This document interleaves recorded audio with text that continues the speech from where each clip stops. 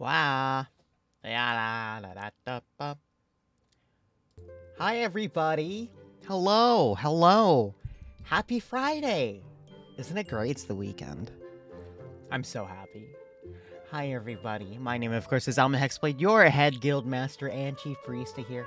And today is, of course, Finding Out Friday, the best day of the stream week where we get to watch some educational videos. I hope you guys are ready to learn with me. And or, well, just find things that are mildly interesting and just kind of look at them. So what was it? Today on the docket we had, what did I even say? I don't even remember what I said.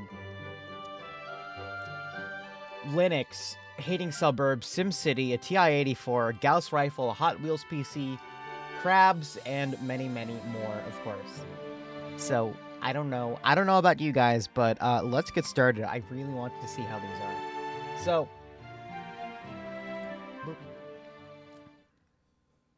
okay, so the first one we have here was a long time ago. There was this console called, I don't know if you've heard it, a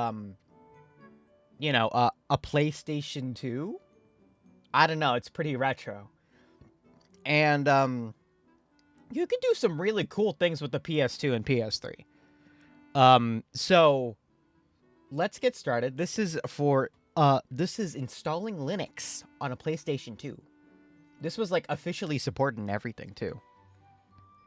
This one's from Michael MGD. Welcome back to another video. Now, in I love his today's content. episode, we're going to be trying to install Linux on the PlayStation 2 using none other than Sony's official Linux kit. That's right, this right here was an official offering from Sony released back in 2002 that allowed you to turn your PlayStation 2 into a fully functional desktop computer. Now, I've been wanting to make this video for a while, and I started looking a while back for a copy of this official CD set right here over on eBay, but I quickly found out that people are charging top dollar for this product right here. I found listings that went as high as $300, but then I got the idea to check the Japanese auction websites. Like, sure enough, I was able to find this copy right here in a listing that was going for a third of the price, around $100, and believe it or not, it included an entire Japanese PlayStation 2.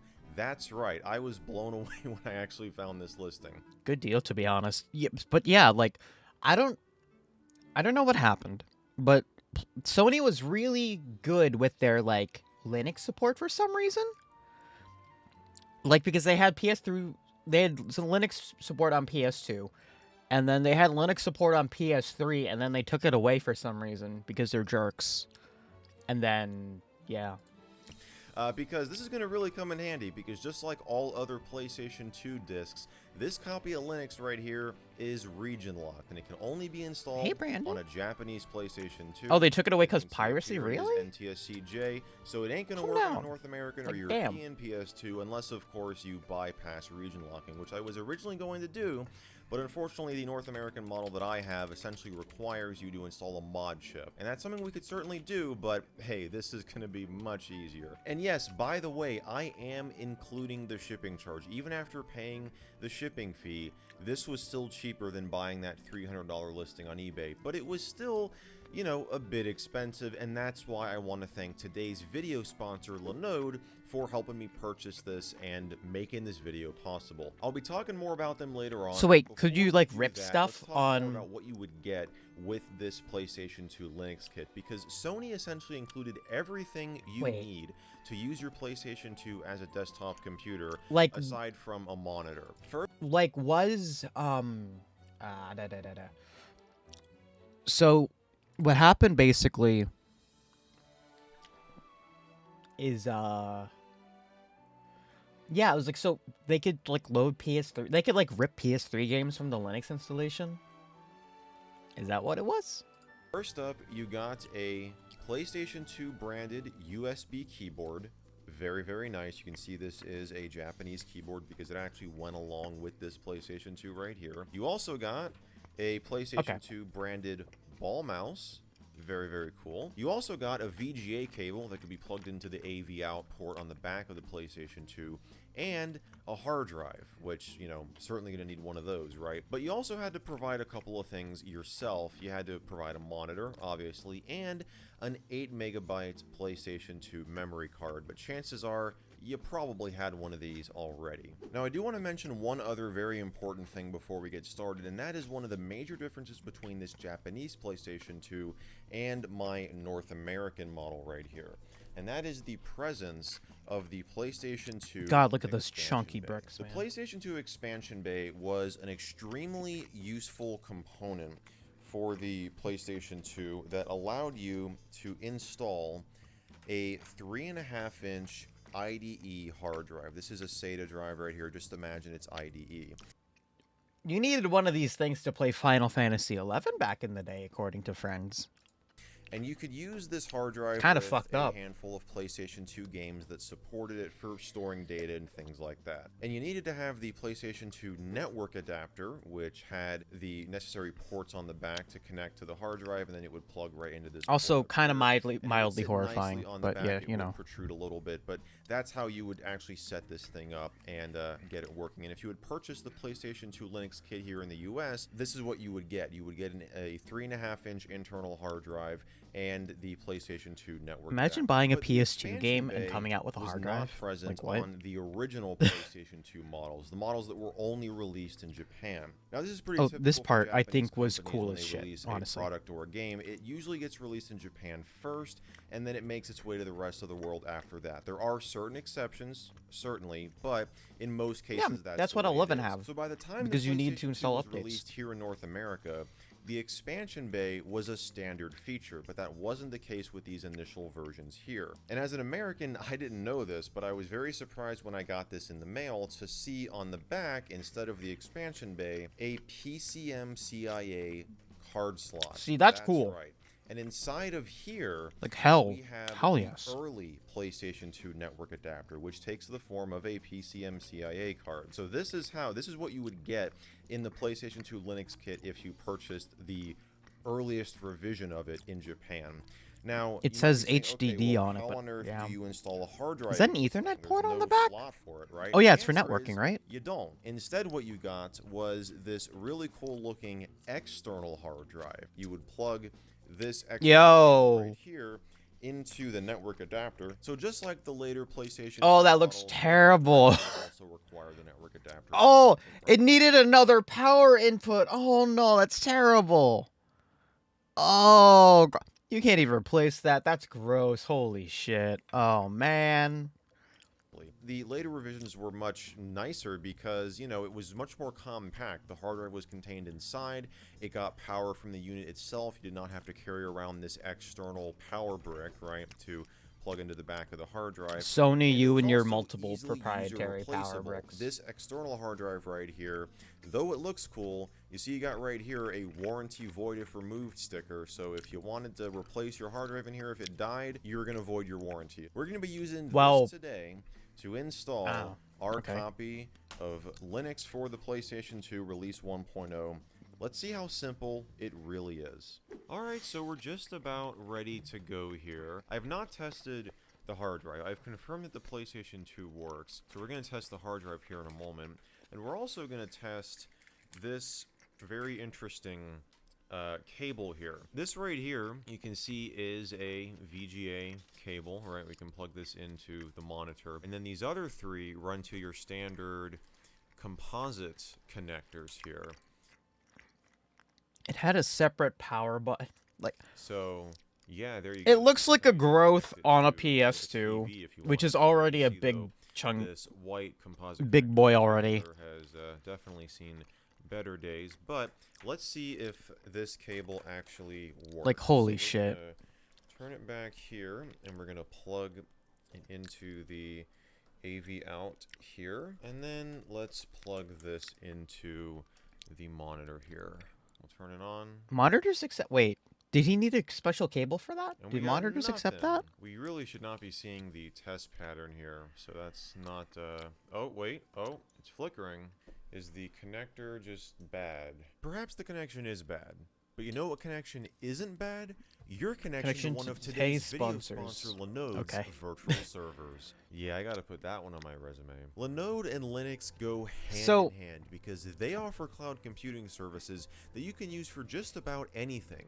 No PlayStation 2 required. Whether that be a personal website or even a game server, Linode's affordable hosting plans starting at just $5 per month can make it happen. But You know the that only funniest scratches shit the about this surface on what is you can use them for. Because if you this can run it this on Linux, this even advertisement PS2 Linux, you can run it on Linode. is You don't have to really deal with good these for long, like complex setup processes either, thanks to Linode's app marketplace, which gives you a wide selection of this is applications and like game servers that can be I don't know. installed in This is just a actually few pretty clicks. appropriate Take for it from people me, who are as watching someone right who has now. used Linode long before they even considered sponsoring a video here. But thanks to them, everybody watching this video right now can get a free $100 credit to test drive Linode for 60 days. That'll get you 2 months worth of a quad-core Linode with 8 GB of RAM and 160 GB of SSD storage for completely free. Just head on over to linode.com/michaelmjd and sign up for an account. And huge thanks again to Linode for supporting the channel. Alright everybody, here we go. We've got the PlayStation 2 hooked up, and we're going to get started with this. So, right here, we've got our copy of Linux, and there are 2 CDs, or DVDs rather, in here. One of them is the runtime environment, and the other one says software packages. So we're just going to start with disk number 1. The disk drive is a bit finicky. The motor is definitely going bad in it. This is what I've not, like, from here on out, I've not tested anything else. I've not tested if the hard drive works. I've not gone through this installation process, so Let's see if it experiencing works this or if it for the breaks. first time with you guys. And there it goes. It just automatically started to boot up. God, from I love the disk. PS2 Now, noises. the Those are hard sound good drive at sounding. is really interesting to me because we got no signal temporarily here. Does it only output over VGA? You know, I think the reason why the VGA signal wasn't working before is because it's not outputting a VGA signal when it's on the PS2 menu. And yet right here, I have a feeling that it's outputting a VGA signal. So that makes sense why this cable here is the way that it is and why it has both composite and VGA. Alright, yeah, it turns out I was right. So right now it's only outputting a VGA signal. So we are going to, I assume the keyboard is, yep, so now we're controlling it with the keyboard here. So we're just gonna install it here.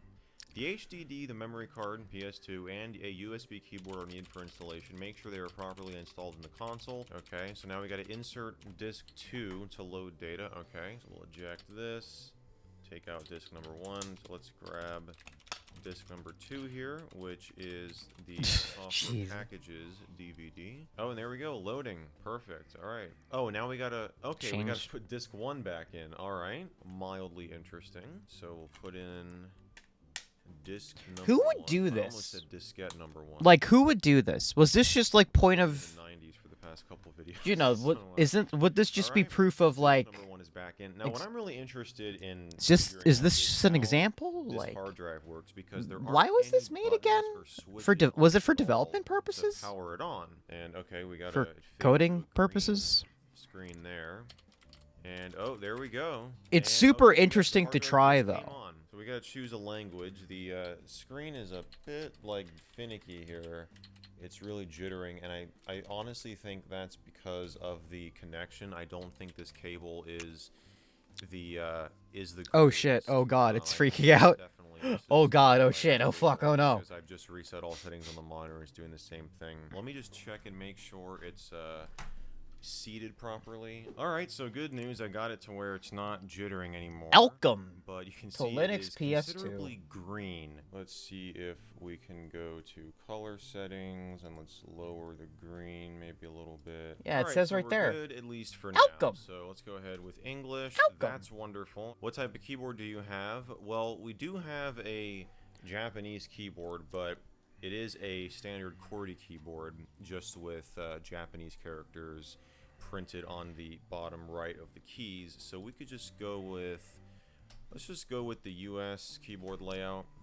Okay, we got to put back in disk number 2. Okay, but yeah, so the hard drive just automatically comes on when the system Sony needs wanted it to push the PS2 and PS3 as a that's specialized nice. PC. There's no, Oh, so that was it's not that gonna be constantly War on on Terror scare when where you they were are like, playing yo, a game, for example, that doesn't this, exist. Welcome to PS. they have a bajillion amount. Oh, Oh, because it's a slightly they different. have like And there we go. they're Welcome using to PS2 PS3s Linux. to This calculate installation to process like is use it as outlined like in detail in the PS2 Linux software the manual. Taliban. Okay. So I you don't got know. 3 options here: Window Maker Workstation, Server System, and Custom System. We're gonna go with Window Maker Workstation. Let's go ahead and use Disk Druid. All right. So it looks like we've got 4 partitions on here.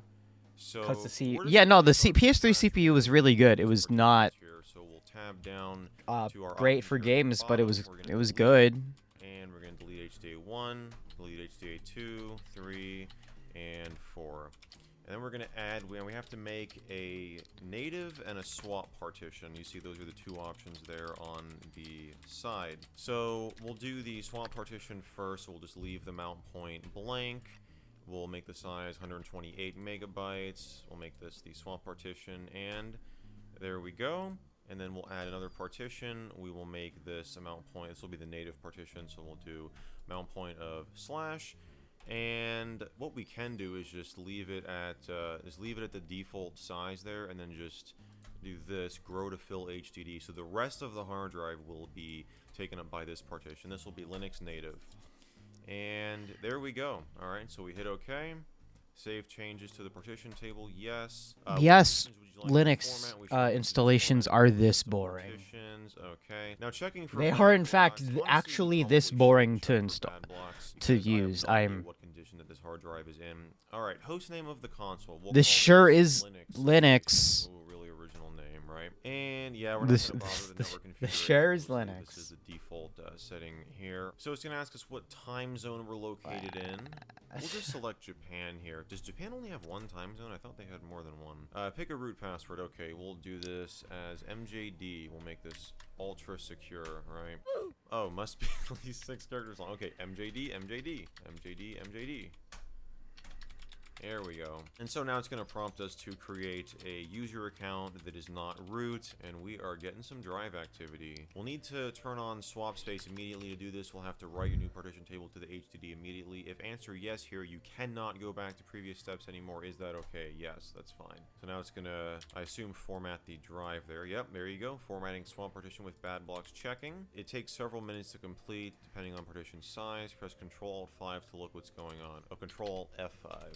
And what's going on? Looks like a whole lot of nothing. At least we can't see anything. So we can go back to the screen here. All right, we're getting some drive activity now. Let me swap back over. There we go. So yeah, honestly, I mean, pretty straightforward. I mean, obviously you have to know what all these options mean. I mean, I think partitioning the drive would be something that would be quite difficult for someone who has certainly never used Linux before. And that's why on Sony's website where they talk about this, they specifically say, like, you should know at least like a little bit about Linux and how to set up a Linux installation from scratch before you actually buy this. All right, so we're at the format. One of my streams one of these days is just going to be me streaming an installation of Linux, and it's going to be garbage. All right, so it's just about done checking for bad blocks. Definitely took a considerable amount of time. Okay, so now we're at the package installation screen. We're not even done installing it. He's probably been here for like 3 hours. Perfect. I mean, so far, guys, things are looking really good. We're like 2 hours. I don't know. It's still pain in the ass. God.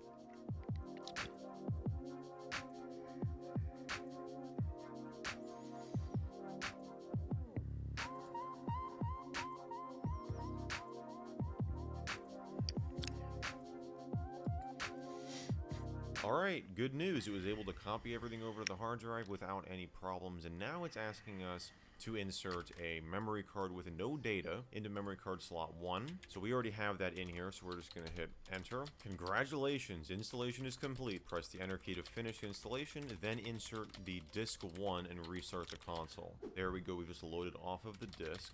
So we're going to go over to, let's see if you can navigate on this screen with the controller. Yes, you can. Okay, so we're going to boot Linux on memory card, PS2. Okay, and there goes the hard drive. Looking good, guys. Looking really good. Welcome to PS2 Linux. All right, Linux Station login. So my username was Michael, and my password was MJD. So we're just going to type in start X to load into the GUI. GUI. Let's go. What's really Okay. cool about this is the UI it has included. If That it's looks. it's like way off of the Oh. screen here. We're gonna have to change that. All right, good news. I was able to This looks configure the familiar. monitor properly. Again, the It's colors aren't going to be an issue, but I have a It reminds me of like old Mac, like iOS like I mean OS like 7 and like adjusted them to the best of my abilities it's to very make it old. so I it's like it. not as eye-straining to look at. But what I was saying earlier, you're probably thinking, oh, is this like Next Step or Open Step? Like, what on earth? This looks exactly like Open Step, right?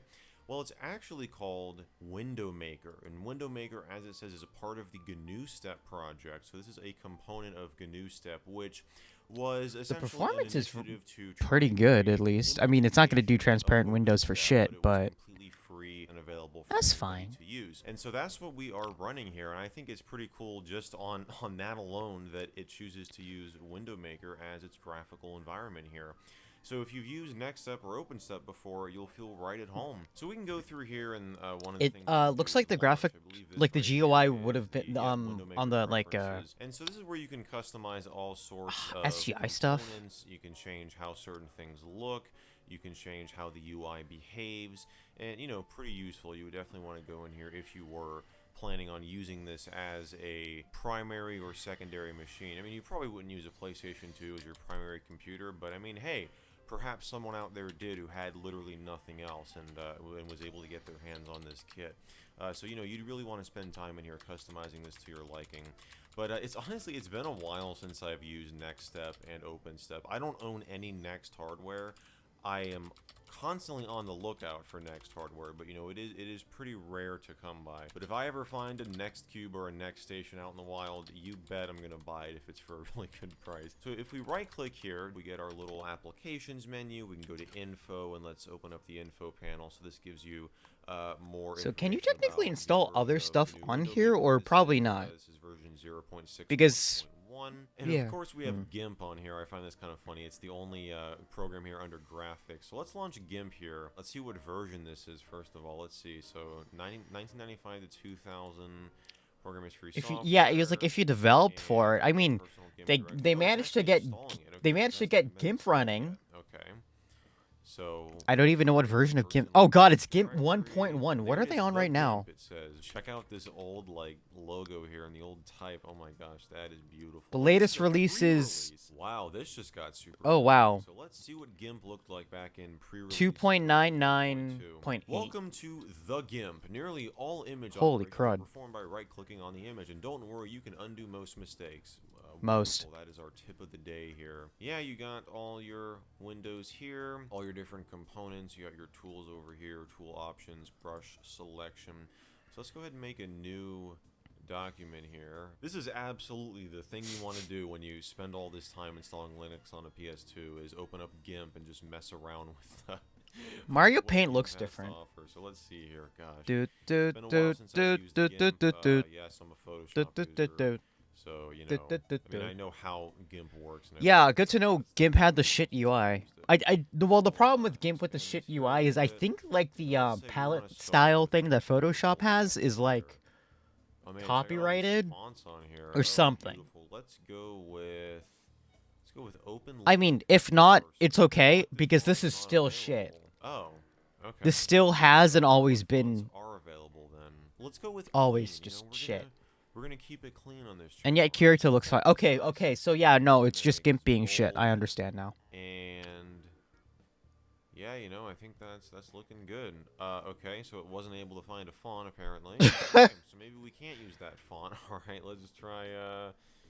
Oh Lord. Okay, this is going real well, isn't it? Dingbats. Oh, selected font is not available. Well, then why is it in the list?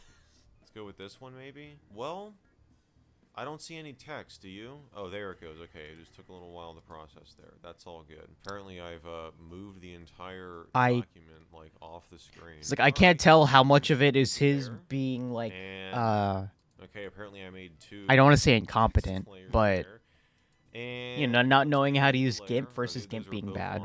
The background layer. Very old. Did not make a new layer. So we're gonna make. Ah, I don't want to make old a things. copy We like of old the background things. layer. I want to just make a new layer. And on this new layer, what are we gonna do? We are going to get the brush tool, which is not that. And let's make this a wonderful, Oh god. really light blue. I love how this is taking Look at how forever. wonderful that looks.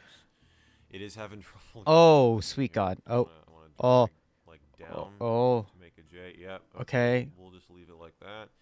MJD. Oh, that's so good. Okay, we're gonna save this masterpiece, dude. If that's not an NFT that I can sell for $20 million, I don't know what is. You could sell Oh for my like gosh, 40 I'm totally million. putting this- No, just kidding.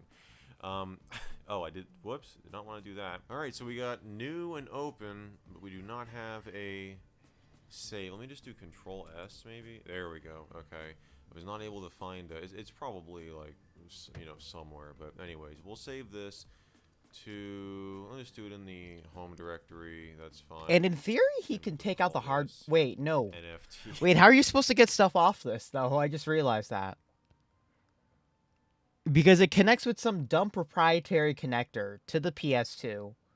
How are you supposed to get any of your files off this thing?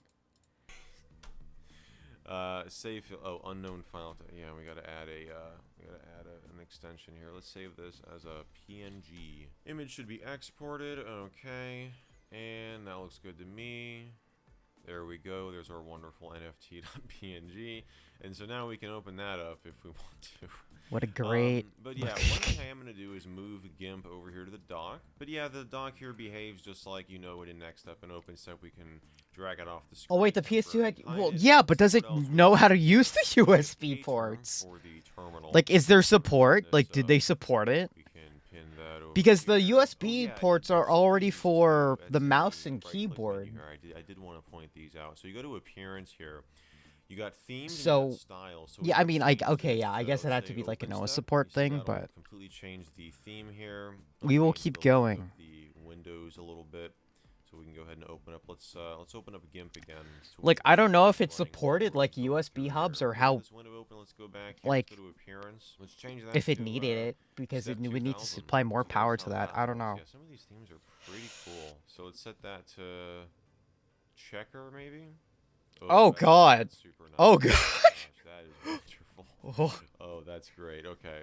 Aren't we so glad that UI design has changed so much and it's not this anymore? The themes incorporate a style, so you got more. Yeah. So the themes are going to be pretty much just like in Windows. Pastel? You got themes and you got visual style. It's pastel. Themes will incorporate a visual style, but it'll also change other things. So you got that here. You got styles. You can change the style individually. The icon set. You don't have any other options. The background. Oh, can we make the background? I want to figure out how to make the background my beautiful image that I just made. And by the way, for those of you who don't know how this works, so when you right-click on the desktop anywhere, it brings up this menu, and then when you right-click when you're off of it, it goes away. But you can make it a permanent window by. I'm so glad I haven't like. X here, and now you can move it around. And if you right-click over here, I'm so glad I didn't grow up on this garbage. So that's very useful if you want to have this permanent. I'm not saying it's bad. I'm just saying it's dated, and I'm glad I grew up at a later time. Honestly, if we could make the Holy icon shit. background, like, can you actually add an image in here? Image texture. Oh my gosh! Don't tell me this is actually gonna work. All right, it was under. I think it was under GNU step. Yep, there it is. Oh my gosh, this is actually gonna work. Set it. Come on. No, there we go. There we go. That's what I was looking for. So we literally have our stupid image. Oh my gosh, that is the most. Oh, this is getting. I've ever seen. Okay, what else can we screw up here? Shit Menu post items? time. How would this work? Oh yeah, there we go. Oh, what is happening? Oh my gosh. Oh no. This is gonna be so terrible. Oh no. Okay.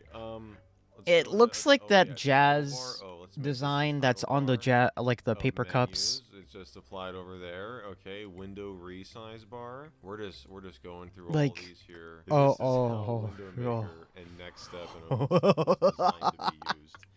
Putting this awful graphic. Linux literally cover PS2 everything. destruction Okay. Honestly, starts guys, now. I think that I'm pretty happy with this. I'm immensely satisfied with with what we've done here. This is just so hilariously Oh my awful. god. And yeah, guys, that I guess is gonna wrap it up for. But like, I guess you could like develop for it. It's cool. It's so cool. I love it. So let's move on. Instead of talking about Linux, there's a video about dunking on suburbs. This one's by Climate Town. It's called "The Suburbs Are Bleeding America Dry." So that's cool. Are we ready to dunk on suburbs? Because I am.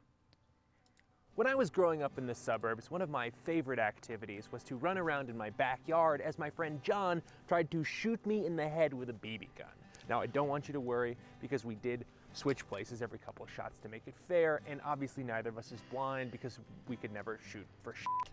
Now, I tell you this not to indict anyone's parents, but to demonstrate the kind of thing that you do when you don't have a car in the suburbs and you're a 40-minute walk from the nearest business, which, as it happens, is a dry cleaners.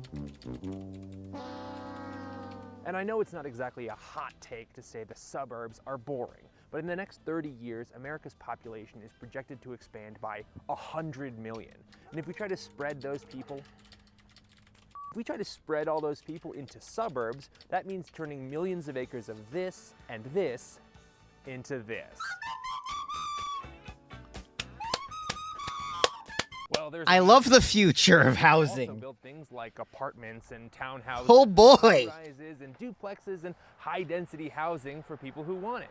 And that would be the right answer. No one wants high Except density for the fact that it's housing. literally illegal to build anything but a single-family detached house in the majority of America. What? We don't build low-density, What? low-efficiency housing because America prefers it. We build them because housing developers are forced to because of a thing called single-family zoning. And yes, I'm asking you to watch a video about zoning, but don't worry because it's only like, holy shit, why is it so long? Why? Just make it shorter. What do we... Okay, whatever. I'm gonna make this good because it's gonna take me like 80 hours to edit it. And if I wanted to waste 80 hours of my life watching some unfathomably boring shit, I would just watch.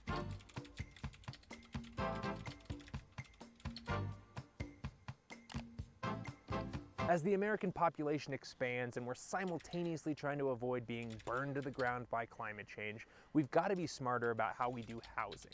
As countless studies show, higher density housing lowers our emissions, reduces traffic, increases access to services, the list goes on. But Wow, due so to a shit's bunch of good laws with written by a housing that's handful of dead denser. rich dudes, some of whom were racist, by the way, housing developers aren't free to build anything except for single-family detached houses, which means suburbs, and that means paving thousands of miles of new roads to McMansion-y housing developments, which means everyone will need a car, which means everyone needs more gas, and so on and so forth times 100. And shit goes south. There's an easy solution, and you can even help, maybe?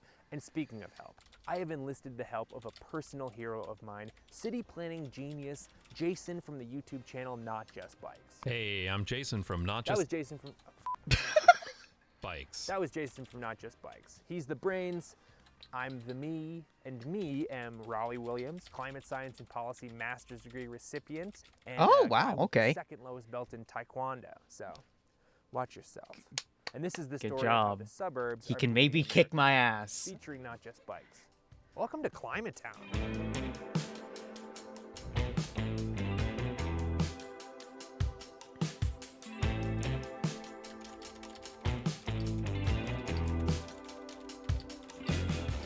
Oh man, did I learn some shit about zoning. For one, it's actually a great concept. Don't put a toilet in your kitchen, don't put a heavy metal processing plant in your preschool district. Well, a Okay. preschool district isn't really a thing as far as I know, but yeah, zoning is a critical part of good city design. What and city is every that? modern city has Oh, it's some form of Europe. I zoning. wanna live Even there. Houston, which keeps all the bad stuff from the zoning code but just doesn't call it zoning. Here in the Netherlands, we have strict zoning codes that Netherlands, result in gotcha. great cities. Okay. And Japanese zoning is famous for building compact urban environments while maintaining affordable housing prices. Okay, enough international talk. It's time to focus on America. In the mid-1800s, or sepia times, factories started popping up in early America. Okay, I'm just gonna subscribe now because they got me. Workers moved in nearby. They got 'cause the only me. way to Who get to work in recommended those this to days was me? either walk or that was it, actually. You could walk or you could just die there in the street. Either way, let's get back on those looms, people. Your arms aren't going to tear themselves off. But But even worse than that, the cities of the 1840s didn't have sewers, so you can probably imagine how that must have smelled. So city managers got their little top hats together and came up with land surveys to figure out how to move everyone's poop to a less lived-in location. And that meant figuring out where the sewers would go, and that's kind of the first comprehensive city planning. One thing led to another, and by 1867, a tenement house law was passed that required buildings to provide just the absolute barest of essentials to the people living there. And we're not talking like hot water. We're talking a fire escape and one outdoor toilet per 20 people. Over the coming decades, Sounds city great. planning started to become a profession. Boy, In 1990, Metropolis. the first national conference on city planning and the problems of congestion was held in Washington, D.C., with 49 attendees. This was back when congestion didn't mean traffic congestion. Suburbs started cropping up that were separate from the city but remained accessible to downtown by streetcar lines, and almost every city in America was built around trains and streetcars. Los Angeles, in particular, had one of the most extensive streetcar networks in the world. These so-called streetcar suburbs, at least those that still remain, are still some of the most desirable neighborhoods in all of North America. In many ways, this was peak city planning. With the invention of the automobile, suddenly wealthier people could live even farther away and drive in and out of cities for work, and the American suburb was born. And that's when things got racist. It's been 1 week since you looked. Oh, here we go. That's when things got more racist. It's been. No, that's not true either. That's when racism got suburbanized. 3 days since the living. All right. Systematic racism. We're into okay it. To have a city ordinance that explicitly prohibited people from buying property if they were black or Jewish or Asian, or you know what? You don't need me to come up with a list of people who are discriminated against. Especially not when city ordinances have it all written down. Ooh. Hey, sorry, can you guys? Okay. We're trying to do a shot. Thank you so much. But just right down that way. Thanks. You're the best. Other cities like San Francisco, I guess, felt less comfortable being overtly racist, but were still completely into the idea of passing racist laws. So they developed a zoning practice known as R1 zoning. San Francisco-based real estate developer Duncan McDuffie developed a tactic of maintaining white-only neighborhoods by subdividing them into sections where it was only legal to build big, expensive single-family homes. The honor of the first official single-family house zone belongs to California's Elmwood Park, which was Hey, totally unrelated. Super, super unrelated. But did you guys hear that Disney was trying to make housing in Florida? I wonder how that's gonna turn out. Anyway, that was just unrelated and not related to anything at all. Sorry. Back to this. specifically designed to prevent a black dance hall from opening. So, way to go, Duncan McDuffie. You had a perfect name. It's goofy, it's fun, it's good at parties, and you blew it. In 1917, the Supreme Court ruled in Buchanan versus Worley that a city ordinance in Kentucky prohibiting the sale of property to black people in white majority neighborhoods was a violation of the 14th Amendment and therefore unlawful. There we Don't go. lie, We cities got seeking it. to enforce racist zoning because R1 zoning is technically just classist. Which means even though you can't explicitly ban certain races from homeownership, they could just switch to banning poor people from those same rights and then let racist property developers deny black homeownership for discretionary reasons. There it And this is. racist turned classist but still racist kind of zoning took off all across America. At this point in time, zoning Yeah, still had detractors in the US, mostly by people who claimed it interfered with personal property rights, which, I mean, yeah, it kinda did. But all this changed with a landmark ruling in the village of Euclid, Ohio. Euclid wanted to keep Chicago's factories from expanding toward them and changing the character of the village, and ultimately the Supreme Court agreed. They ruled that this kind of zoning was not an unreasonable extension of the village's police power. This kind of zoning became known as Euclidean zoning, named after the town and not Euclidean geometry. And the concept spread like a bad meme across the country and into no. Canada too. Oh This no, was the first Canada. step toward the homogeneous, sprawling, asphalt-covered, car-infested Strode Line horror show that makes up the majority of cities and towns in the US and Canada today. Now, Yo, there's a there's a Red Lobster here. Who wants to fucking go to Red Lobster? I could go for some biscuits. Yo, a Home Depot. Oh my god, this place has everything. Here, I think that's a Lowe's. Yo, this place has the best shit. Best downtown crossing I've ever seen in my life. To be clear, Euclidean zoning was not explicitly racist. Presumably, it was more about the factories themselves. Oh shit, than it's a people working in Dillard's. those factories. Presumably. Now that's not to say zoning stopped being racist in the 20s, when America went through a depression that they all agreed was pretty great.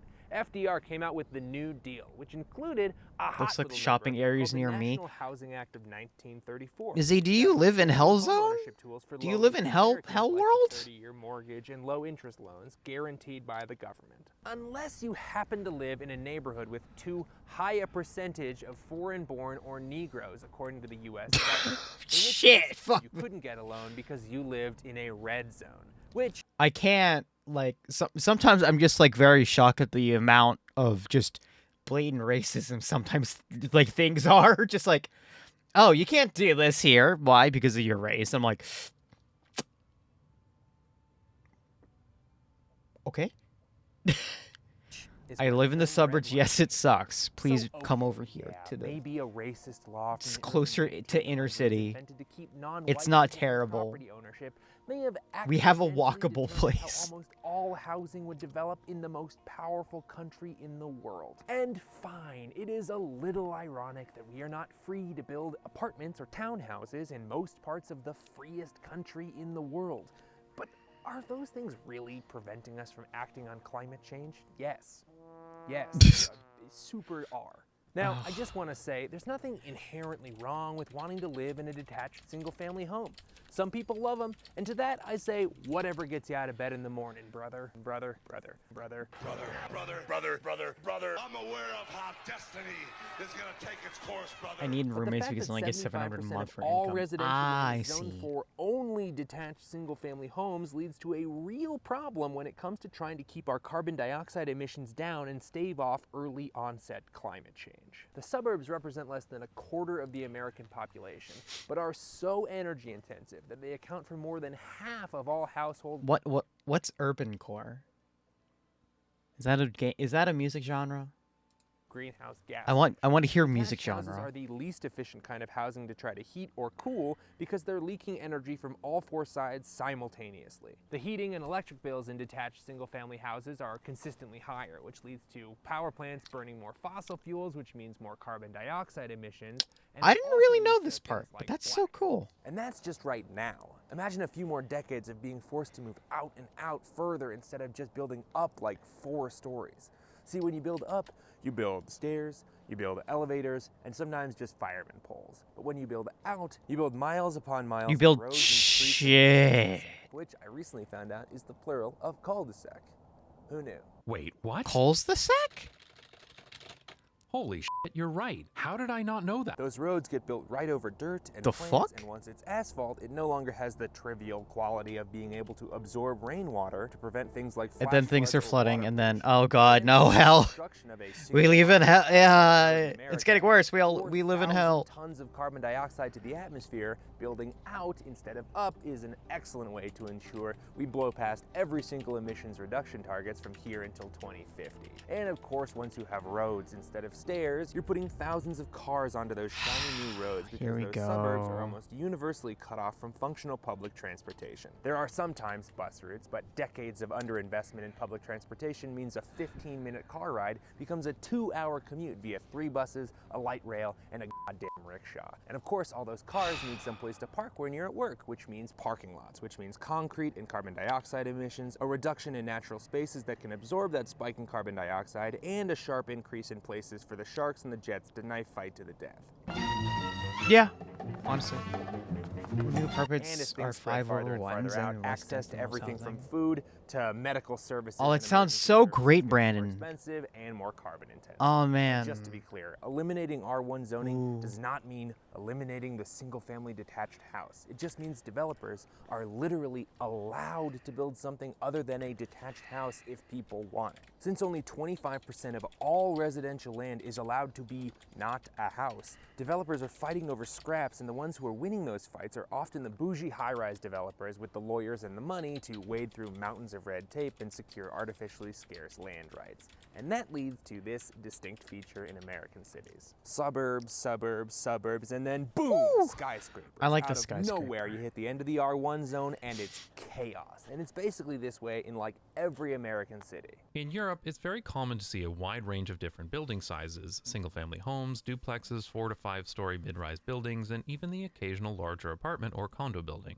If the majority of residential land in the US and Canada wasn't zoned for R1 single-family homes, you'd see a lot more different sizes and uses here too. There has been a huge increase in demand for mixed-use walkable places as people start to realize that these places are just better places to be. They result in urban environments that are at a human scale, safe, enjoyable, and comfortable to be in. And you don't Man, I'm so glad to live in a place that actually isn't suburbanized to hell. need to spend all your time stuck in soul-crushing traffic to do normal Instead, everyday things like it's visiting being friends, finding a gentrified, big but that's an meal. entirely different Unfortunately, story. There are very few truly walkable neighborhoods left in the US and Canada, usually only neighborhoods built before the 1940s, so this new demand has resulted in skyrocketing housing prices for this limited stock. Not everyone is going to want to live in a mixed-use walkable neighborhood, but it's clear that a lot of people do, and given that these Let places me be are there better too. for our I health, mean, our city finances, and the environment, it would be You're close, crazy it's of us fine. not to capitalize on this trend. Our city should be removing all of the outdated zoning and car-centric regulations that have trapped us in car dependence, and start building more of these walkable neighborhoods as fast as possible. Yeah, I also heard him say, bag of milk. It's not a thing, right? Bag of milk. Why is this a thing? For real, I'm genuinely angry now. It's inconvenient, it doesn't stack, if you set it down, it spills milk everywhere. A bag of milk is the single family house Oh, here we go. of the beverage carrying world. Oh, controversial take. When an area is zoned as mixed use, it doesn't mean you can go right back to building a sewer through your daycare center. Mixed use zoning still has a ton of regulations, it's just not as wildly restrictive as single family housing only. Actually, where I grew up, there's an area of mixed-use zoning called Belmar, and we can go there right now. I also want to mention that magic of editing. Here's a I also do want to mention that shit like suburbs scared the crap out of me, because like when you go down like lighting, like when it gets dark, right? Everything's just so spaced out, so the light pollution's actually less, and it gets fucking dark. Like it's the type of like light where it's like, I'm gonna die in here. I'm gonna get killed, and no one's gonna find my body because it's so damn dark here. No one will be able to see me until the sunrise. It's horrifying. You know that like really scary shot you can kind of imagine in your head when it's like pitch black and there's like one street light and it's projecting like specifically like a cone of light, and everything else is shrouded in darkness. Yeah, that's what I feel like in suburbs, and it scares the tar out of me. It's like I shine my cell phone flashlight like out into the street, and it like shines, like it illuminates the house across from me. I'm like, what the fuck, dude? Why is it so dark? a real-world example of mixed-use zoning in America. You got apartments right next to a movie theater, right next to a whole bunch of restaurants, right next to a school. Now, this place I'm standing right now used to be a big shitty parking lot for a big shitty mall called Villa Italia. Things had started to change, and by the early 90s, the signs of decline were obvious. Its retail activity peaked in 1994. Actually, it was devastating. We'd have a store leave and not come back, and then another. Fun fact, my friend Looks like Eric a Rose cool did dead one time mall, get though. away from I the should have cops gone. riding a skateboard through a parking garage, so it's A lot of the inspiration for her slasher horror came from that. Oh, okay, so the inspiration for horror slasher movies is the fact that suburbs fucking suck. So cool. Once they shut the mall down, they redeveloped this area into a fun, walkable, livable zone that is one monologue away from not one, not three, but two grocery stores. And now it's one of the That's a most Target. sought-after areas to live in Colorado because it's kind of fun to live here. And it generates a whole bunch more money for the city than a parking lot for a struggling mall. I mean, the best store was J.C. Penney's. Who's gonna go to that? Brother, you're a cheap shot artist. You take whatever you can get as quick as you want. You were never in my corner. You were always on the outside, waiting for me to make the first move. So while the landscape of America is currently just dominated by the lowest efficiency, lowest density kind of housing, cities all across the US are slowly starting to eliminate that zoning code and allow for more types of buildings to be made. Cities like Minneapolis and Los Angeles and even the state of Oregon have loosened their single-family regulations, and you can help keep that going. I can't there are wait. a ton of ballot initiatives all across America and progressive groups looking to reform zoning, link in the bio, but you can also show up to your local zoning meetings and really raise hell about zoning practices. They look something like this. So last time we tried to get a bit of a feel for what you wanted. It just doesn't fit in the character of the neighborhood, but it just doesn't fit, and it sticks out like an eyesore. The meetings are usually full of people who are terrified that their neighborhood might change even a little bit, and the only perspective they ever get to hear is their own. They're so Absolutely. scared. I have been to a few of these community engagement meetings, and I have often been the youngest person there by about 30 years, and I'm not young. These meetings really do cater to the retired and bored demographic, and the general consensus is usually that the whippersnappers need to get off their lawns. So consider showing up to one of these meetings and advocating for mixed-use zoning. Or you can talk about how punishingly inconvenient and wasteful single-family housing is. Remember, this isn't about taking away anyone's detached house, it's about giving people the option to live more efficiently and in a more fulfilling way. Also, it's about having more grocery stores and services that don't require you to get behind the wheel of a car every time you want a DiGiorno's pizza or a bag of milk. America is currently a system where the easy decision and the right decision are not the same decision. But what if they were? We know you can rezone the suburbs to add more housing density and retrofit old malls to be livable mixed-use spaces. And if you want that to happen where you live, your voice is actually really important. I added a bunch of links in the description to zoning reform groups and bills that might be in your area, as well as how to find your local HOA meetings and zoning meetings. Go check it out. Bring a friend. Or maybe a date? Some Targets sell food. Targets sell food. It's a very limited selection, but it is also food. I'm not your parents. I'm just a guy sitting in a room alone, asking a complete stranger to go to a zoning meeting. Really makes you think. I don't care where you stand. I don't care what you believe in. The editing. All I want from you is your best. Okay, thank you so much for watching. If you want to learn more about this stuff, Jason from Not Just Bikes. But that was cool. I mean, it's not cool.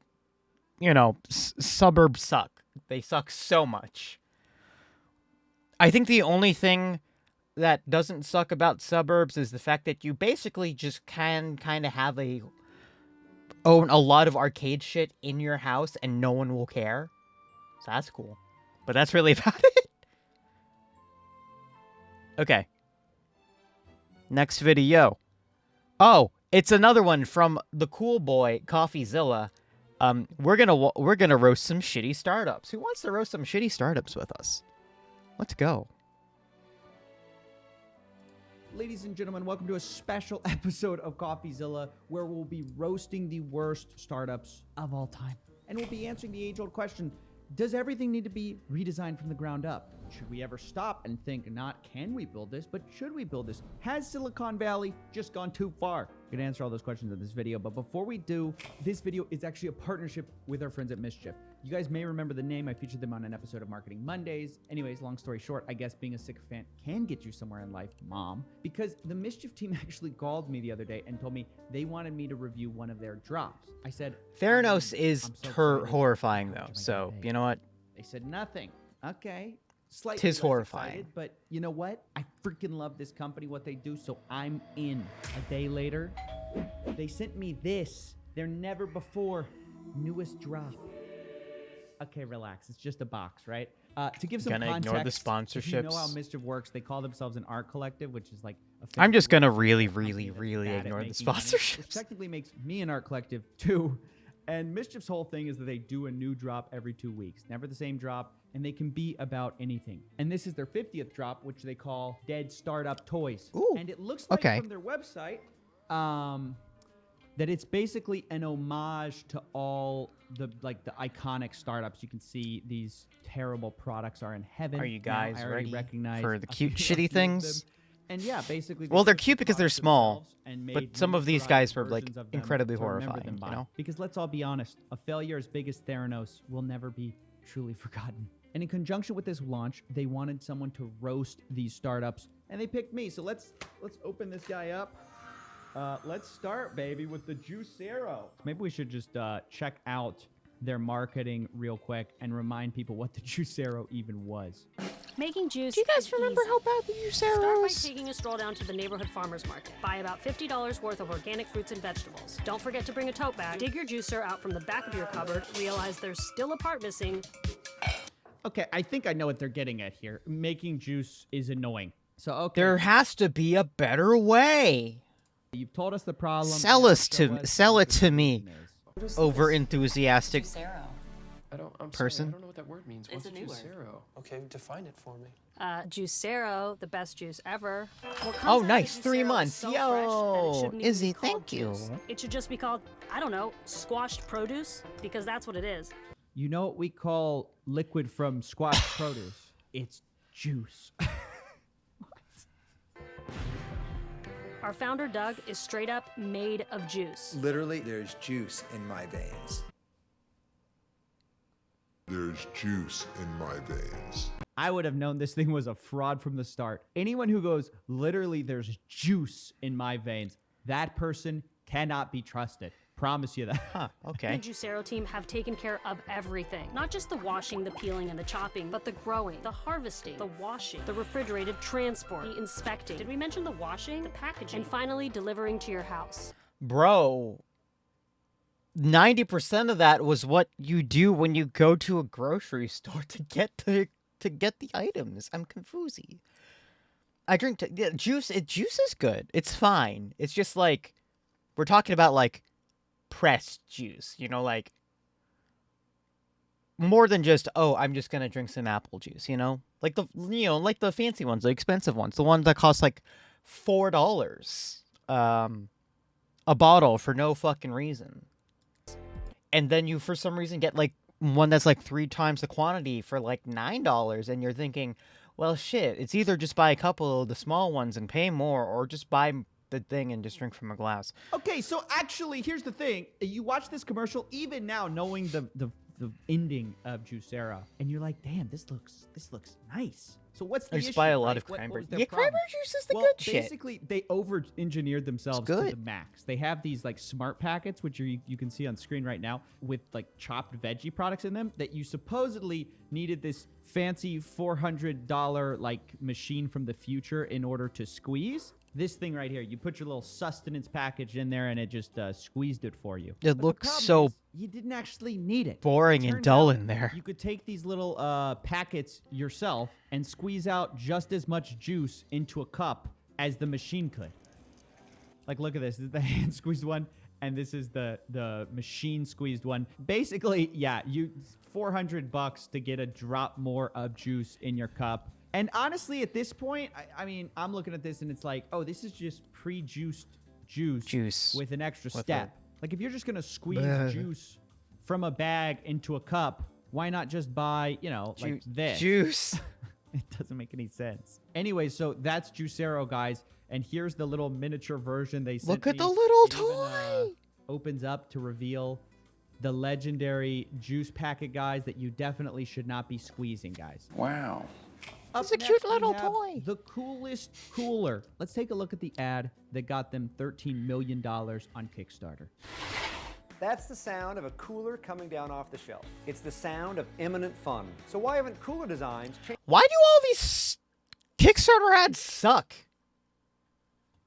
Why do they make these? Why do these all suck? In almost 50 years. Boring coolers are boring, break easily, and are a pain to get to and from your destination. Okay, so I already know what the problem with this device Oh god, I forgot about it's this. the biggest problem with Silicon Valley in general. You're always trying to reinvent everything. Like the classic Silicon Valley person, their big idea comes when they're sitting at their desk and they have a pen and they go, the pin hasn't changed in 300 years. I'm gonna install Wi-Fi in it and change the world. Like, no, we don't need that. And we also don't need a cooler redesign here, guys. But this young founder doesn't look like he's about to take no for an answer. I wanted a cooler that was really well built, yet had so much fun built into it that I would look for excuses to get outside and enjoy it. So, I created the Coolest. What? The Coolest is a complete redesign of what a cooler can be.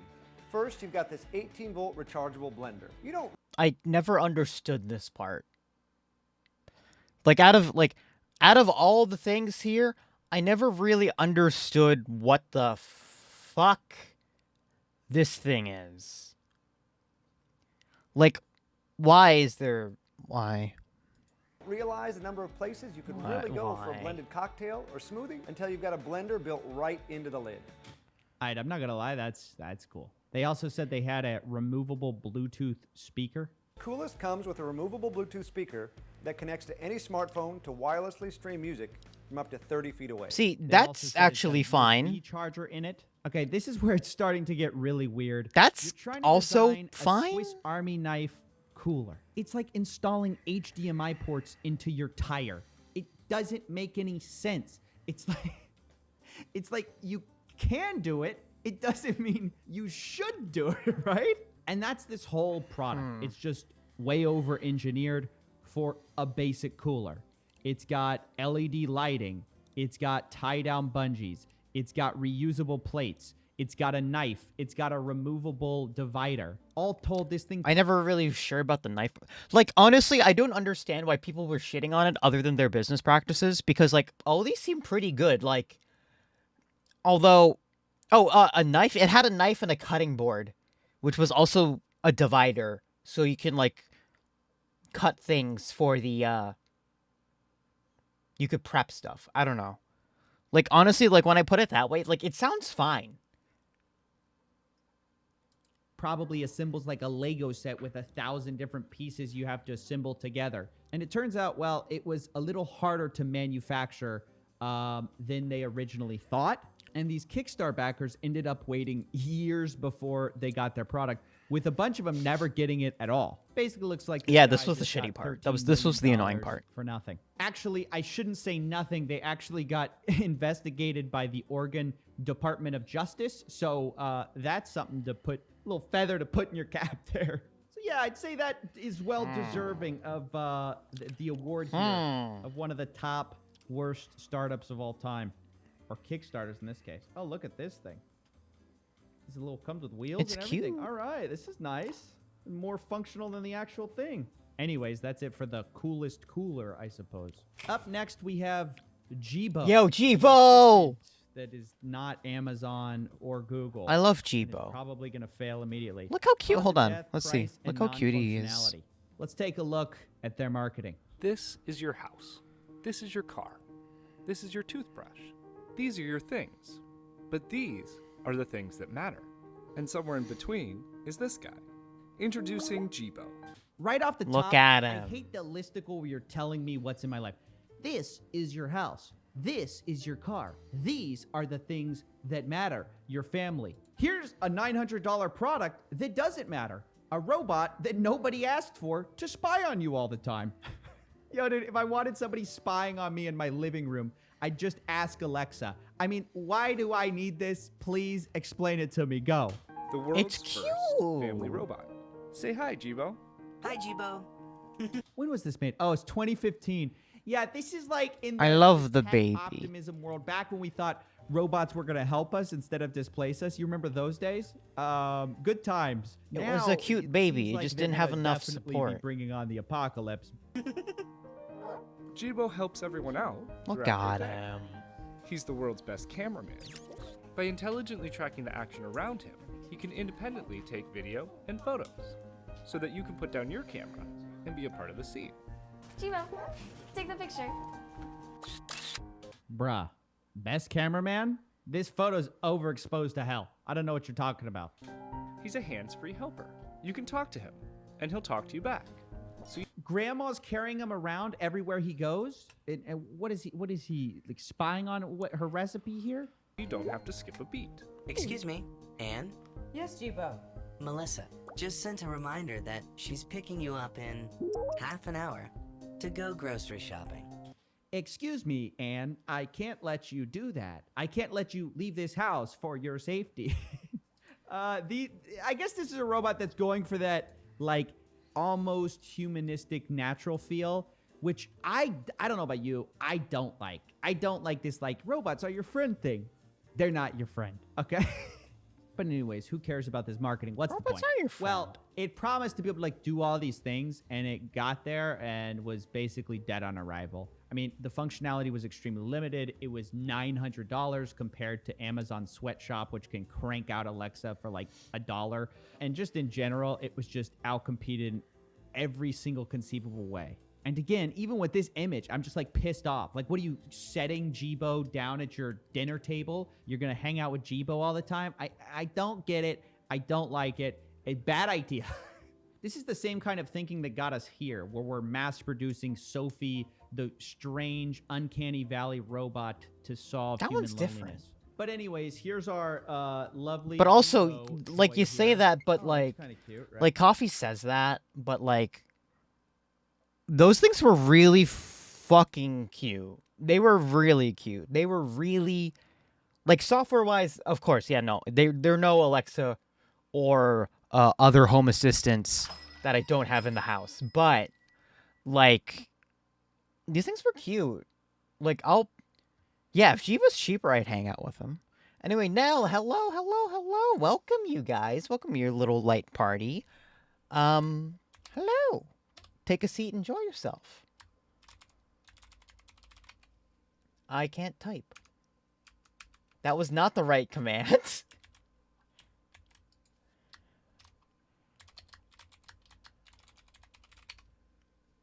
There we go, Yu-Gi-Oh! Ah. Right? I don't... Does this thing work? I Like, is it don't voice know activated? Yu-Gi-Oh! Hey, I don't know Jibo, card games. Order me an Amazon Echo on Amazon.com.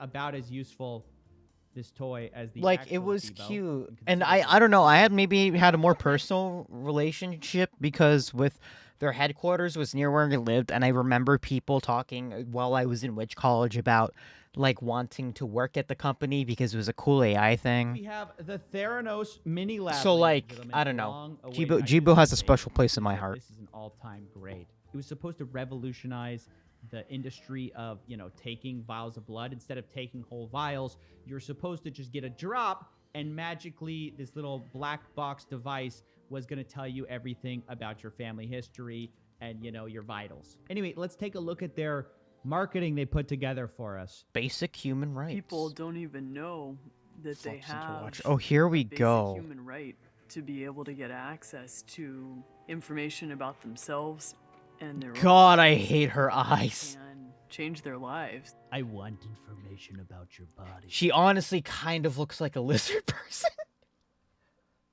More outwardly than usual tech people, she looks very much like a lizard person, and the eye and the reflection in her eyes is not helping. Gosh, that voice is so creepy. I want information about your body. It may change your life. What the heck, dude? Every person should have the ability to get that type of test, because if you understand that early that you're at risk, there's a lot more that you can do about it. I really hate to do this. She It's doesn't such blink. low-hanging fruit. Holy shit! It's creepy though. Like we make fun of Zuckerberg for seeming like a robot, but this Theranos lady looks like a body snatcher. Even despite her running one of the biggest frauds of all time, because Theranos, it didn't work. Like, spoiler, the thing sucked. It didn't work, and they actually took vials of blood from you. They told you that they were only going to use a drop, and they used the vials as backup, but they actually ran the test by just using like regular blood testing. Their whole thing was a fraud. But Stepford Wives, so maybe, overshadowed, yeah. Not just by me, but in the press, Just everybody, her eyes by are like Elizabeth Holmes herself, 30% which is larger quite than the the normal feat human to being. It's like, overshadow what the a fuck? billion-dollar fraud with how weird you are. I'm so glad she's in jail for wire fraud. Frauds of all time. But the headline is like, chick changes her voice for absolutely no reason. And a bunch of other weird stuff about her like personal life. Like apparently she just lied to everyone about everything. She got a Siberian Husky puppy and told everyone that it was a wolf and took it into the boardroom where the dog just constantly peed on everything. And she told everyone, oh no, it's a wolf. And people are like, that looks like a husky. Anyway, the point is, pathological liar, weirdo. Apparently she bullied people. Boo. Created a mythos for herself. that is even bigger than the fraud she perpetuated, which, I mean, hats off to you for that. That is hard Like, to do. actually one of the guys, worst that's things ever. That's the short and long of it about Theranos. I feel like you guys have already watched 20 documentaries about this. You don't need for me to explain to you what was a fraud about it. Okay, here we go. Here we It got just the didn't toy. work, man. Okay, it's a toy. You get the gimmick, guys, right? You get the thing. It's a little collectible. Now for our next and final startup we're gonna roast here today, we have the one laptop per child laptop thing. Apparently they had $60 million in funding and have since gone the way of the mini lab. Now this idea, Okay, this thing was cool think, though. much like it the was, Juicera, is not a okay. This one was tech. This one was like tech optimism at its like absolute finest. So like, bad idea on paper. It was billed as an $100 laptop that was going to save the world. How? By giving hungry children internet. How's it going to do that? Well, because there's no electricity in a lot of these places. Well, these geniuses, they thought of everything, and they designed a hand crank that these kids who are bubbling with free excess energy can crank to turn on and power their Reddit accounts. What's hilarious about this product is that when they actually unveiled it, It also- was sort of like a Cybertruck moment because these hand cranks broke immediately. it also had like a solar panel too, I think, And then, and the broke. ability to like tore it off. Turns out when you're going to build something for $100, the materials have to be pretty cheap. So they kind of scrapped that idea. hand and crank. Okay, no, let me explain. The situation with the one laptop per child initiative was that these like tech guys wanted to give laptops to people in underdeveloped countries to help them in some fashion. And one of the things that they needed to do was like, make sure that if the area was so underdeveloped that it didn't have like, a very stable source of electricity, that they needed it through other methods. So there was a hand crank.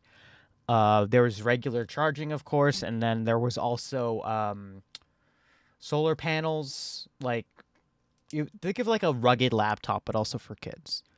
If you guys want, we can watch a video about the one laptop per child initiative. I know a video for that. Okay, no, we're gonna. It's a really cool thing. It just sucked that it like kind of wasn't like the best thing to do. I don't know. Design it from the ground up. These kids are going to charge it with the power of their mind, I guess. And so they redesign it into this form factor where the antennas are like Wi-Fi, etc. The only problem is they originally had built it at costing $100, and everyone got stuck on that price point. Turns out it's kind of hard to build anything tech-wise for $100.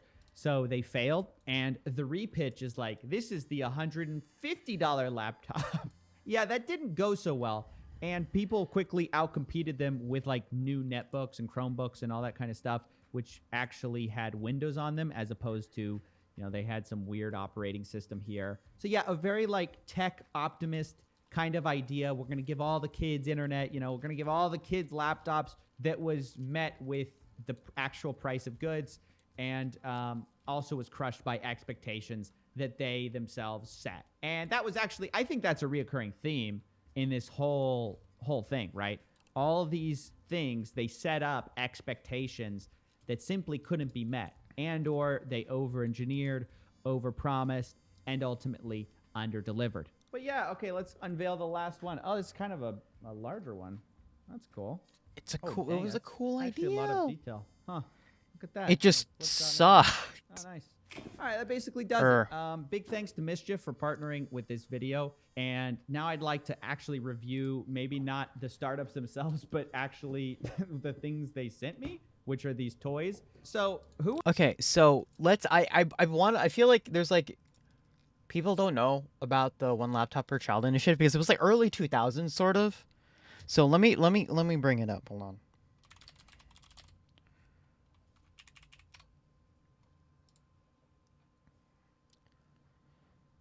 Yeah, there we go.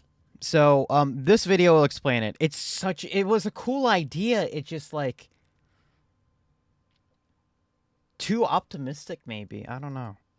Hey everyone, it's Colin. How's it going? Most laptops are all about getting work done. but this one had an entirely different purpose. See, look how cute it was. It was cute. Yeah, I like the fact that you could turn the screen too. So you could use it as like a tablet. This is an OLPC XO, released in November of 2007 by a nonprofit called One Laptop Per Child. Specifically, it's an XO1, the first production version, though it saw several revisions, which we'll get into a little later. As its name suggests, it was intended for use by children, so its enclosure was designed with durability in mind. A green rubber bumper surrounds the outside edge, and the plastics are a bit sturdier than one would It does find look like, on a I don't typical know. laptop from the era. Most of the ports are hidden behind a pair of rotating covers. On the right side are two USB 2.0 ports, with another USB port and audio jacks on the left. Those covers also serve as a locking mechanism for the screen, as well as being the Wi-Fi antennas. Inside the machine is another sign of its intended audience, a rubber membrane keyboard meant to resist dirt and light spills. As you could probably imagine, this dramatically impacts its usability. Not only is it sized for smaller hands, but there's practically no key feel. It also tries to be multilingual, with a number of keys sporting alternate characters, and a few are also dedicated for math or science functions, like this one for division and multiplication. In front of the keyboard is a touchpad made by Alps. It works well, and completely unlike the keyboard, its two buttons have a satisfying clicky feel. On either side are additional areas originally planned for use with a stylus, but they were never enabled in software, which is probably just as well, since the XO doesn't have a place to store a stylus on board. The right side of the screen bezel features a webcam and microphone, and beneath them are a set of action buttons. Likewise, there's a D-pad on the left You side. could play games, I guess. Normally, these would be in an awkward spot to use, but instead show off one of the XO's trick features. Its screen can swivel and fold to turn the device into an e-reader. The display itself is also special in order to facilitate this. In normal operation, it's a backlit 1200 by 900 resolution color screen. But with the brightness turned all the way down, it becomes a black and white transflective panel. It remains easily readable in normal light, but saves significant power. In later revisions of the hardware, e-reader mode would also cause the XO to shut down many system components when buttons weren't being pressed, leading to a decent increase in battery life. And as for that battery, this particular laptop came with a 4-cell lithium iron pack rated for 3100 milliamp hours. Not bad. This gave an average battery life of only about 3 hours though, so a number of flexible options for charging. Yes, here we go. were Here's the available, charging thing. from simple wall wart AC adapters to solar panels and even hand cranks. Opening the screen and rotating it 90 degrees reveals the XO's last bit of expansion, an SD card slot hidden underneath the bezel. That area is also where taking the laptop apart begins, with 2 screws per side. It's nice to see that they use standard Phillips head screws that thread into metal inserts, since it's possible that over its lifetime in a school, an XO The repair, might need like, to be repaired I like the more than serviceability of once. it. I thought it was, again, There, I think this display thing's bezel adorable. simply lifts away to expose the LCD panel. It's held in with 4 rubber isolated screws to provide some shock protection, and otherwise connects with It's a like pair of flash-like ribbon so cables. fucking adorable. The motherboard is mounted to the back side of the display, and another 4 screws need to come out so the cover can be removed. With the screen closed, it lifts up from the hinge side and slides back. The first component we're presented with is the Wi-Fi card. It sports a custom 802.11g chipset from Marvell, and early versions could also build a mesh network with other XOs to share an internet connection. But this was found to be buggy and dropped in later releases. The rest of the interesting chips are hidden under a simple EMI shield that also doubles as a heatsink for the CPU. And as for that CPU, the original XO laptops like this one were powered by an AMD Geode LX700. That chip is clocked at 433 MHz, and with a TDP of only 3.1 watts, that seemingly flimsy heatsink is actually up to the task. There's 1 GB of flash storage on board, along with 256 MB of RAM. Partly to make the best use of the relatively limited hardware, the XO runs a custom version of Fedora Linux with a graphical UI called Sugar. It includes a mix of educational and creative apps, along with a few games, and, interestingly, easy terminal access to the Linux underpinnings. Ooh, Linux. Yeah, it ran. The Of course, software that this shipped run with the Linux. XO was Duh. open source, and seemingly a lot of effort went into localizing the UI for various languages. There are quite a few available to choose from. After hearing about the project, Steve Jobs had proposed to OLPC founder Nicholas Negroponte that the machine could run Apple's macOS 10, but that never came to pass as Apple wasn't willing to fully commit to OLPC's open source requirement. Boo. But since the XO's Geode CPU was based on the x86 architecture, some clever users managed to get the machine to run Windows XP from an SD card. Oh shit! And that's not actually the only time Windows That's ran good. on the XO. During its development, just like with macOS 10, Microsoft had pledged to offer its operating system to the project. And while Linux won out, some wider-ranging effects were still had. The company's experience with the XO's limited hardware performance helped prepare it for the upcoming netbook trend. But netbooks were generally considered slow, and despite its Linux roots, so was the XO. It was also criticized for its repairability. While some components were straightforward to swap, they were also proprietary and not easy to come by. Other commonly broken parts, like the DC input jack, were soldered directly to the motherboard. Putting them on their own separate PCBs would have made repairs quicker and cheaper, but it also would have increased the XO's cost. And the cost was really the XO's limiting factor. With the one laptop per child's project launch in 2005, a price target of $100 US was set for the machines. The hope was to make them affordable enough for developing countries to buy in large quantities and provide to school children. But the initial one-year timeline stretched on. Various companies pledged their support, but disagreements caused delays and turmoil. Ultimately, the XO1 settled on a price of $200. Though it wasn't originally intended for direct sale to the public, a buy one, give one campaign was launched where for $400 you could get a machine for yourself while a second one would be donated. That's nice, but then, oh god, you're buying it for $400. XO were made to improve on its deficiencies. The XO 1.5 launched in 2010, and while it didn't bring dramatic battery life improvements, it switched to a 1 GHz via C7 processor, increased to 1 GB of RAM, and 4 GB of flash storage all helped its usability. In 2012, the next revision, I like how there are no XO capacitors on it. 1.75, made the switch to an ARM-based CPU, which finally allowed the machine to offer a runtime of between 5 and 10 hours on a charge. The last model, the XO4, circled back to the touch input idea of the original XO laptop, but instead of a stylus area, it boasted a modern capacitive touchscreen. Oh, it runs Android.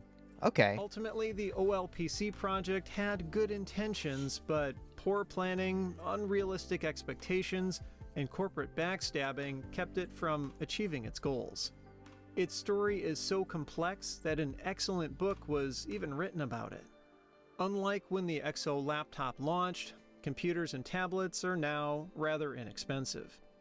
OLPC and its leaders had been very ambitious, claiming early on that they planned to make hundreds of millions of computers for children. It's been slow coming, and we're only making about 5,000 a week, but we hope sometime in next year, maybe by the middle of the year, to hit 1 million a month. But in the end, total shipments of all models reached just about 3 million. That's still a sizable number though, and despite its problems, the XO laptop still managed to make an impact. It didn't accomplish all of its lofty goals towards improving education, but no doubt at least some children benefited from using one. Computing has become more accessible than ever before, and perhaps a small part of that can be attributed to a little green laptop that tried to change the world. If you like the video, See what I mean though? It's like it tried its best. The tiny thing tried its best to change the world, and I mean it died on the way, but it did a good job. Okay, no, I want to make you. I want to show you guys a sad thing.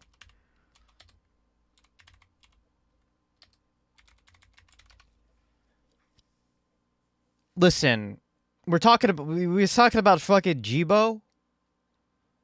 Listen. Listen to this and listen to how sad this will fucking make you feel.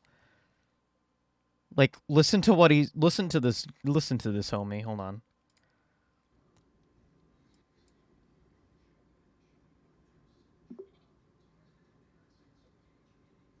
I want to say I've really enjoyed our time together.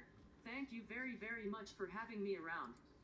Maybe someday, when robots are way more advanced than today, and everyone has them in their homes, you can tell yours that I said hello. I wonder if they'll be able to do this.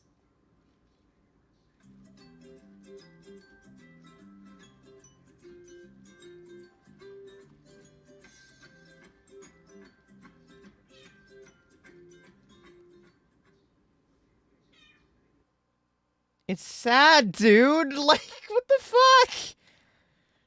I miss him. I already miss him. Okay, I'm gonna cheer everybody up though.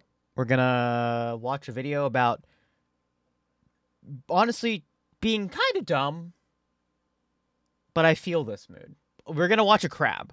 We're going to gently, wake him up. There he goes. He smells it. Hey, dude.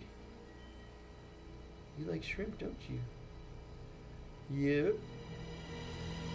We're gonna watch. It is now time for crab. I'm about Correct. to put my finger in the claw of a Dungeness crab. I'm actually really nervous.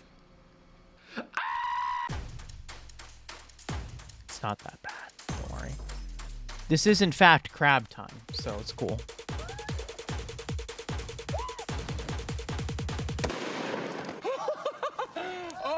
The other day, I was at an Asian grocery store and I saw these huge live crabs for sale to be sold for food. That immediately reminded me of a video I saw recently where a guy buys a lobster at the grocery store and instead of eating it, he makes it his pet. So right away, my first thought is, how cool would it be to have a giant crab as a pet? So right away, I go to the pet store to buy Crab the right as supplies. pet. I'm gonna buy Crab the bigger as pet. tank because Dungeness crabs are huge. They also live in saltwater, so we'll grab some salt. Sand seems like a good thing to get for a crab. We're gonna grab an aerator, some tubing, and this special strip that will create bubbles underneath the water. I also grabbed some things that will make sure the water is safe. Next up, we got a stand for our tank, a filter to make sure the water stays nice and clean. We got a thermometer to monitor the temperature. This is a hydrometer to measure the salt levels. And This last is but not honestly least, just we got kinda a like- high-tech light for the aquarium. Before I left, I found Nemo and his dad and said bye. I'm going to place This the is aquarium this in this front is of how really shopping for cool aquarium artwork stuff that my happens. sister made.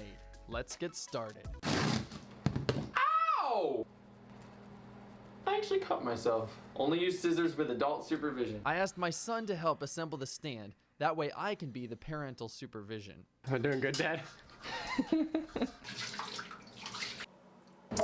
It says this sand is alive, whatever that means. Apparently it has like bacteria and stuff in it that will really help the tank.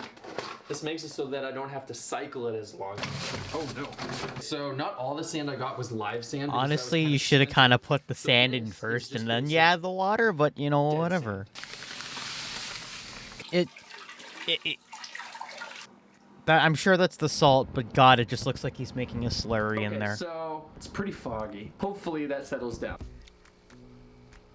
Finally, the tank is ready for the crab, but it took way more effort and money than I thought it would. I couldn't get it below 70, so I ended That's up buying usually a little how mini fridge and aquarium running a tanks tube do that would cost, flow the though. water inside where it was coiled up. This My hope was then a that it would A+ flow back stupid idea, colder though. than it Like, came what the in. fuck? It actually worked, but sadly not enough. I still needed the degrees to go down. So I ended up breaking the bank and just buying an aquarium water chiller. The original water filter that I got also wasn't the best, so I made a makeshift one as well. I even got this weird contraption called a protein skimmer, but honestly, don't ask me what it does because at this point, I don't even know. He didn't really need it. Excited about this light because it has a cool feature where I can turn it on at a specific time and it gradually turns on. This aquarium is in my bedroom right next to my bed, and I was already thinking about investing in these special alarm clocks that turns a light on gradually instead buy of a using bed loud frame. abrupt Don't buy a sound. crab. Now I have it built in with the aquarium. Let's go ahead and check the salt levels one last time, and then we'll be ready to get the crab. Perfect. Let's go. We are here at Asia Times Square. We are Now, here I'm a at little nervous Asia. Because a couple of years ago, I Asia. actually tried to get some live fish here, and they didn't let me. They insisted on killing the fish. I think crabs are different, though. Let's go find out. Main reason probably why is you're actually not allowed to have certain types of fish as pets due to the worry that they may become, I don't know,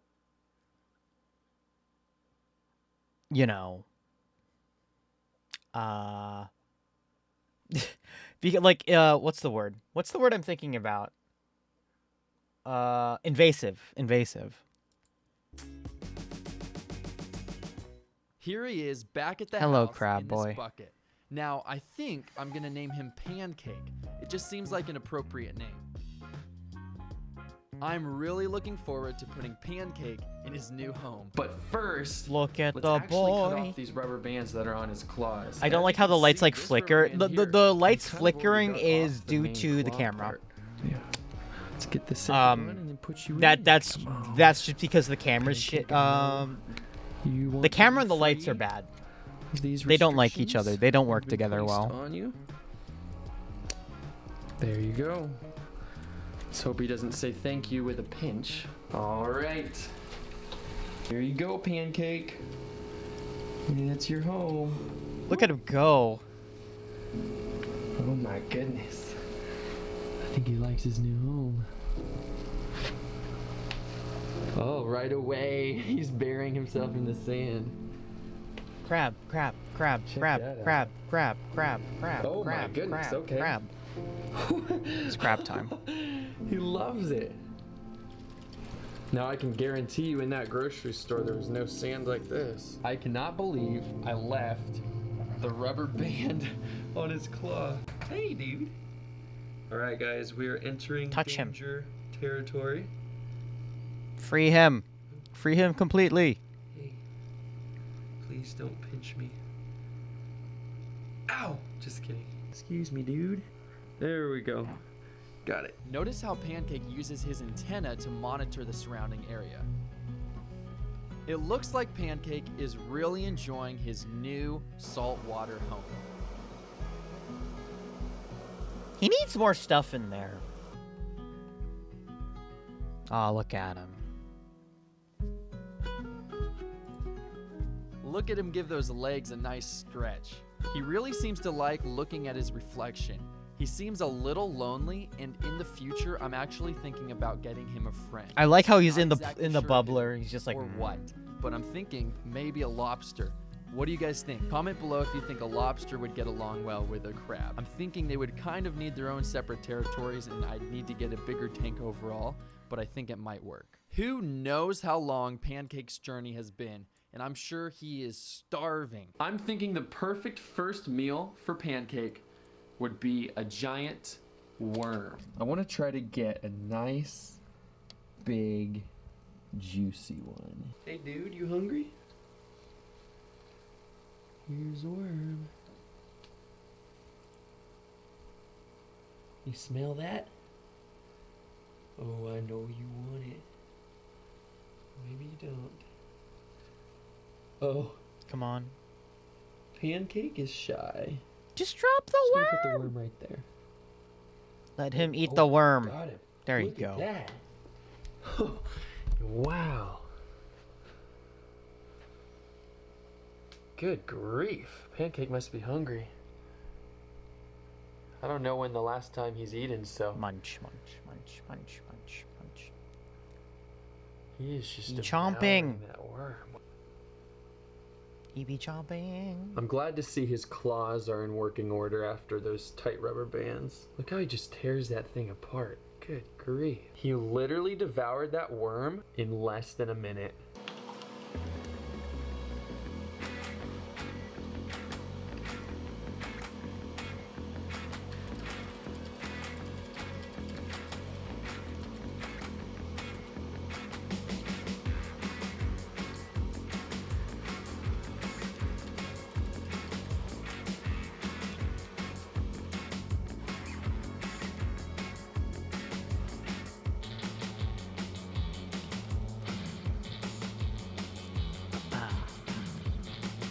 Look at him go, though. I'm happy for him.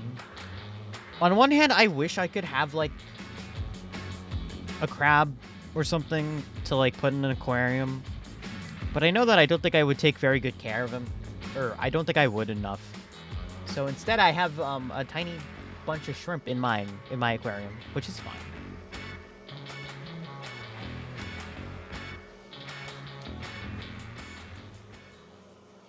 After eating so much, Pancake is pretty tired. Watch how he gets ready to sleep for the night. It's pretty cute.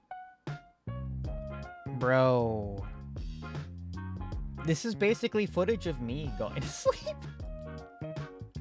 I feel the same way. It's the same energy. I even got up around 2 a.m. to check on how he was doing. He is fast asleep. Oops, or maybe not. Now, I'm sure every single one of you is asking, how bad is the pinch of a Dungeness crab? Well, I decided I'm gonna find out. Now, I'm a little concerned that Pancake has the capability of pinching my finger completely off. So, what I decided to do is search on YouTube someone else who has done this, and so I can see it's been done before. All right. To be honest, time to find out. So, you know. And I'm about to enter the pinch zone with the Dungeness crab. Oh, Ready? yeah. Honestly, here we go. 3. It doesn't look that bad. Oh, that's pretty bad. That's actually really... Definitely just digging into my finger. You can tell he's joking because his finger hasn't gone white or red or any color. Is he exaggerating? He's fine. It's crushing my finger. Hold on, put it down below. I'm dying. It crushed his finger?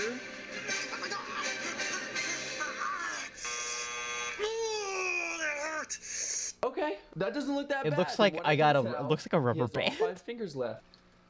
Woo, I think he just spit in my face. Are you gargling? No. Listen to that. Okay, here we go. I'm about to put my finger in the claw of a Dungeness crab. The worst idea. Well, not the worst idea. It's a dumb move. But so far, Pancake is not trying to pinch. What? Nothing. It's barely, it's almost like hugging my finger. Let's try it one more time. Here we go. Oh. I think Pancake's friendly. He doesn't want to. Oh, he's teasing me. You guys see that? Hot. All right, here we go. Here we go. Ah! No, I'm just kidding. Oh, that doesn't actually hurt. He did pinch me a little bit, but that was definitely an Something I want to try is earning Pancake's trust enough for him to eat from my hand. So I'm gonna dangle a shrimp in front of Pancake's face. As you can see, Nope. he's kind of Here we sleeping go, right and now. then this is the part where we're just gonna going like to gently eat- wake him eat up. the shrimp. There he Come goes. on, man. He smells it. Hey, dude. do it. You like shrimp, don't you? Yep. I want you to. Oh, whoa. Yo, just give him the shrimp. Yep. He wants it. Wait Give for the him to man, surface and get it. give Pancake his shrimp, please. Bro, no, just you could drop it, dude. Come get it. Dude, Come on. just let him do it. Pancake really. God likes damn shrimp. it. Just let him eat, Here, turn around. please. Turn around. Let There this we boy go. eat, please. Yeah, follow. Oh, that's kind of scary. Oh. He's teasing the crab, and I don't appreciate it. Just give him food. I mean, on one hand, now I I just guess feel like I'm this eating is some too much form stuff. of like, I'll give him it. I don't There you know. go. Good grief. Oh, you were so cute. Good grief. He's tearing into that thing.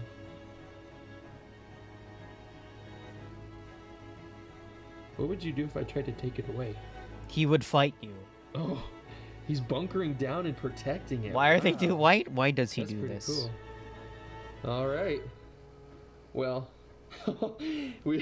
he gave us the cold shoulder. Pancake has quite the appetite, so I ended up getting a whole handful of earthworms to feed him. See, that's fine. Look at him go.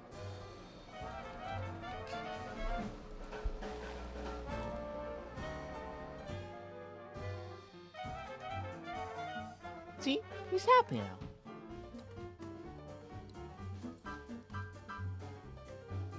I wonder how much you need to feed a crab like that. Well, probably not a lot. Later on, I just Honestly, like, from my experience, at this point, like, taking care of these boys is not that bad. They can eat rather sparse. I mean, like, the more they eat, but, like, the more they eat, the more they're gonna, you know, poo. So that's a pain to manage, but, like, think of them out in, like, the wild, right? Like, okay, so getting food on a daily basis is not necessarily, like, a guarantee. So because of that, they'll, you know, it's okay to not have them eat as much, you know? Avery! Oh, I see you brought up the light party. Hello, everybody. Welcome. Thank you for the raid. Yes, we are seeing crabs. Excited to There's, give him it was, another- unfortunately, you missed it out. We had time. It was time for crab. You were drawing, I know. I know you were drawing, right? But hello, everybody. If you don't know me, I am one of Avery's friends, Alma Hexblade, head barista over here at Books and Brews. Welcome. Take a seat. We're watching videos, educational videos, very miscellaneous types of things. You guys missed out. We were watching someone keep a grocery store crab as a pet. Live letter raid. Oh, yeah. I was watching the live letter alongside this on mute. I'm excited, but I don't know what to expect. But good stuff is happening. So that's, Look you know, how he obviously good tries stuff. to capture the piece of shrimp that's off to his left while still holding a different piece of shrimp in his claw and eating it. I mean, That's move, crazy how he can multitask. It seems to me like Pancake has a very playful personality, but also timid and at times a bit intense. The way he eats food honestly makes me want some.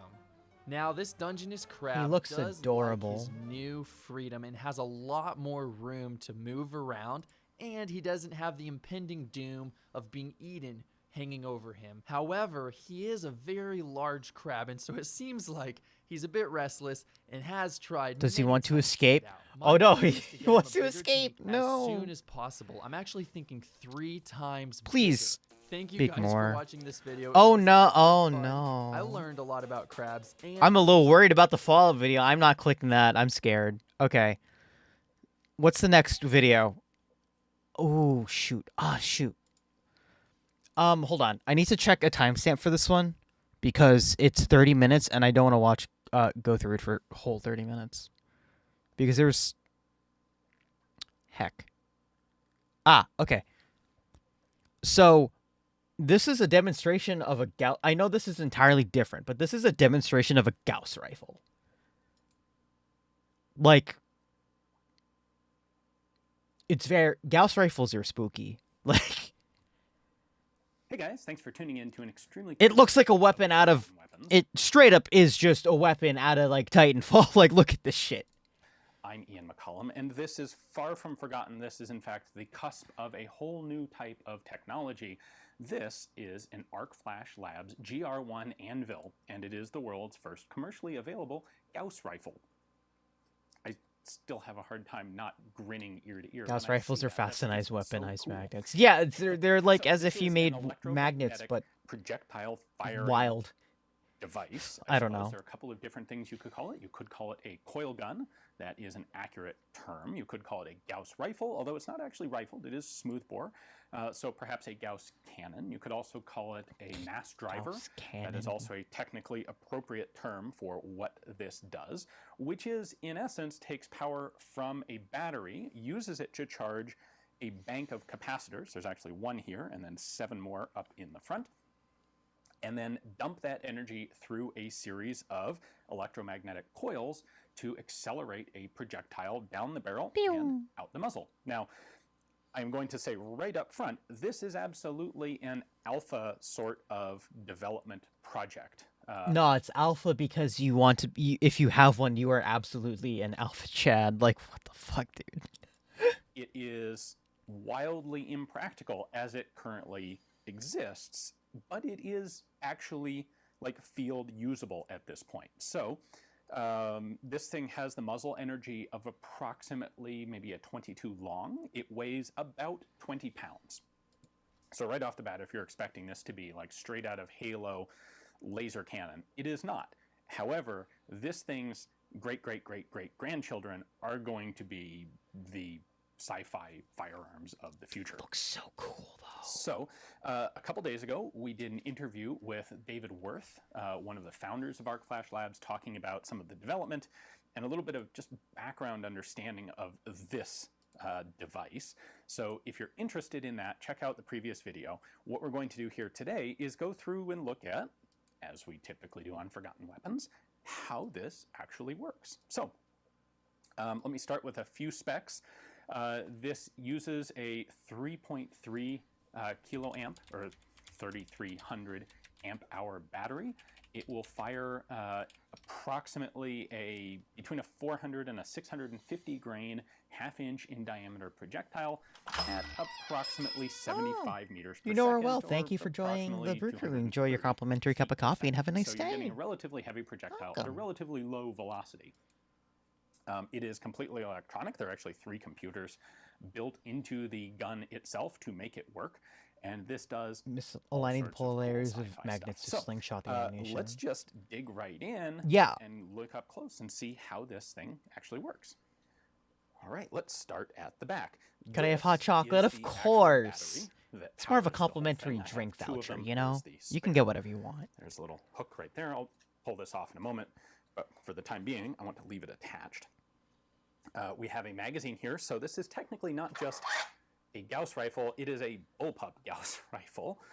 There are, in fact, 3 different lengths of magazine because there's no chamber on this, and it essentially can fire kind of any length of projectile that you could feed into the barrel. And so these are basically our 2 standard projectiles. They are half-inch in diameter steel dowel It's pin. just a this one cut piece of metal. long. This one cut oh no! 2 inches long, and basically anything in between will work. The magazines are single stack. They hold, I believe, 18 rounds each, and it's literally just like a single stack firearm magazine. Now, the projectile is Oh wait, no. You could tell by the shiny bits. It's like 3D printed. So this is like really like there is no chamber. theoretical device. For those of you who are curious, here is the long magazine. Just slide that cartridge in there. There's a spring in here, and yes, all of these parts are 3D printed. This is, as I said, still very much a prototype developmental sort of. Oh wow, I just said that. They don't have like plastic injection molding equipment for this yet. Everything is being 3D printed. So your magazine gets inserted. Full 3D. Well, it's wait a minute. Yeah, no, this is almost all full 3D printed, right? Yeah, like you could see like the grain structure is over around here. Yeah, it's a lot of 3D printed stuff. Use a different length. Let's gonna head to bed. Aw.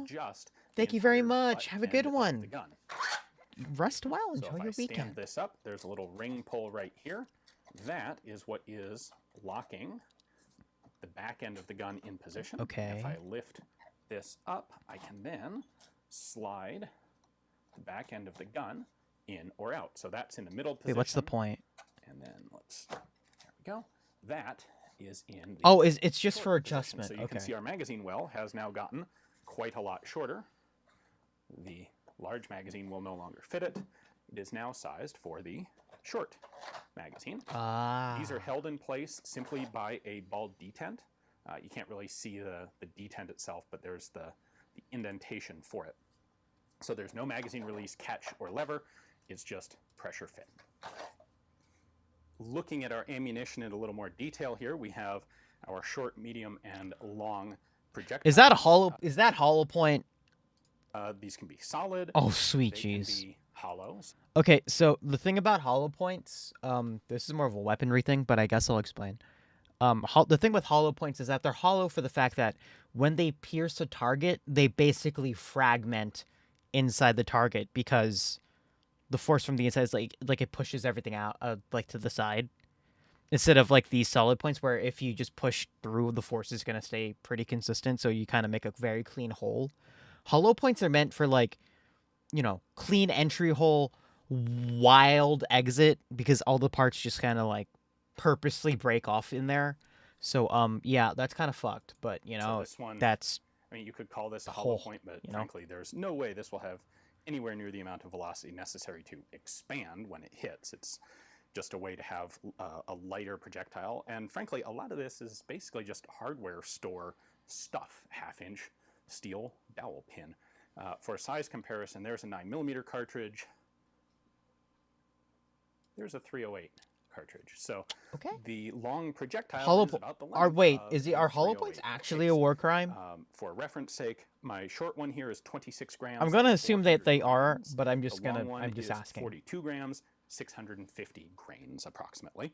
Now, technically, you can fire anything from 10 to 12 millimeters in diameter and from 30 to 50 millimeters long. The magnetic function of the gun. Pretty sure they are. causes the I could. projectiles to They center they sound they'll horrific, so never I would actually assume they touch are. Yeah. the surface of the barrel, assuming everything goes as it's supposed to. And that's why you can vary the diameter. There's a big old warning on the side here, and for good reason. There are a whole bunch of ways you could badly hurt yourself if you start digging into the internals of this thing without really knowing exactly what you're doing. Do not stick a fork into the Gauss rifle. But what if I wanted to stick a fork into the Gauss rifle? In addition to being a mass accelerator, this is also an electromagnetic pulse generator. The dump of energy into the electromagnetic coils creates a significant magnetic field. So within the gun itself, it's generating a 5 to 8 Tesla magnetic field. This is, like, for comparison, MRI machines generate something like 1 to 3 Tesla. Wait, MRI. Jesus. Okay. So it's a serious magnetic charge. Now, it's much, much less powerful. Don't like wear metal rings or don't wear metal rings on this thing, or else you're just gonna rip your finger off. Sensitive electronic. Like just from firing it. God, it scares me Significantly, say, already. Something like a pacemaker. So you have to keep that in mind. You don't want to fire this thing off around very delicate electronics, or frankly, it could fry them. When you go to fire this, Don't fire this near someone who has a pacemaker. You might kill them instead of the person that you're trying to kill because you are holding a Gauss rifle. what it essentially is doing is taking energy from the battery and using it to charge these capacitors. Each one of these cylinders, and there's 7 more of them out there, is a gigantic high voltage capacitor. So the battery is nominally 25 volts. That energy is stepped up to 500 volts in here, which is then used to charge the capacitors. God. And it's that charging system that is the most fundamentally important and newly developed technology in this device. So the batteries, this lithium ion battery, those have gotten a lot of development in recent years, especially Might for be a few electric prototypes cars. too soon before you can weaponize your force with 3D printed gas Normally, rifle. batteries, I you mean, can't pull energy. I mean, in theory, what you could do, I guess, is now it just sounds like you just make a piece of metal with like spikes at the end. That's really it, and you have like a Gauss nail gun. What you have to have to make a Gauss rifle work. Oh, that sounds terrifying. Gauss rail gun. Oh 60 God. seconds in between shots. And what Arc Flash has done is I thought of a develop bad the thing. technology to Holy be able to shit. charge these capacitors in a whopping 3 seconds, which is really impressive. So you're taking a lot of energy from this battery and dumping it into these capacitors in a controlled but very rapid manner. Again, don't stick your tongue in it, don't stick a fork in it, etc. Treat this thing with serious respect or it will electrocute you and potentially kill you. That said, I should point out, everything is designed so that you can't hurt yourself from the outside unless you deliberately go messing with things. As things should you can't in life. accidentally mess with it and electrocute yourself. You have to go deliberately delving into the insides of this thing to hurt yourself. So I will potentially hurt myself. You don't have to be totally cool. Good to know. Now, what we have here Good to know. Good is to know. the first coil. So the magazine sits right there. And when you fire the gun, the first thing that happens is a little mechanical solenoid actually taps the round, the projectile, forward out of the magazine, and the computer fires up this coil, which is going to act to pull the projectile in and start to accelerate it. If you ever 3D print a Gauss rifle, I want to visit and see it. I can't tell you that. I think that would be illegal. These coils, by the way, operate at different amperages as you go down the barrel. But I feel like I would be in major trouble if I did that. 1,000 amps. So there is a tremendous amount of energy being dumped very quickly through those coils. Now we have a gap between capacitors here because you have to have a space for the firing mechanism. So this is basically just the initial boost to the projectile, and then this is where it really starts moving. And once you get to here, and then it goes like that, and more just coils that are going to sequentially accelerate that projectile faster and faster and faster until it ultimately leaves the muzzle. There is another warning label down here because this also has a laser built into it. The laser is up here. Is it just okay? The laser acts as your aiming device. Although being smoothbore, this isn't particularly accurate. The laser's not zeroable. It's basically pretty much on, like good enough zeroed. But the laser also indicates your state of charge. So let me go back a moment. Arc Flash has designed this one with essentially a progressive. Hey, there's a USB port. Compared it to, say, I know what that is. mechanism. And so what you do is do I charge it with the USB? What is this for? That will Actually, cause the computer to charge all 8 capacitors. As the capacitors are charging, the aiming laser will start flashing. It'll flash faster and faster until when it's fully charged, the laser is solid on. That tells you that you're ready to fire. You then pull the trigger the rest of the way back, and the gun will fire. You can actually set the computer to a couple of different modes. You can limit the amount of power. I guess it would be like to update the rifle's programming. Power for every shot. Yeah, you're right. I think this is like you plug a USB stick in there, and then you can like pre-program. You can change the programming. Also allows you to get more shots from a single charge of the battery. Now let's dig into the specific controls and the computer, because of course it's an electronic mass accelerator. Of course it has a computer in it. I want to see what the computer looks like. The on switch is back here. Does it run Linux? True to an alpha level of development, the switch is not actually marked. However, it's a heavy-duty switch, though. On the GR1 are backward for on and forward for off. So what I will do is go ahead and flip this on. When I do that, a red indicator light is going to playing Doom on a Gauss. The Gauss rifle could probably play Doom. You need a display, but you could. We'll turn on the computer. There it goes. Oh. Well, it has a micro. Okay, well, there is a microcontroller in here. This probably can't play Doom. What we have here is a couple basic pieces of data. The line at the top is the battery voltage. That green bar tells you basically how much of the main battery charge you still have. The USB port is to play Genshin while you commit war crimes. So you could do 2 war crimes at the same time. So right now it's sitting at Haha, 0 tish. joules because I have not charged it. The bottom bar is barrel temperature.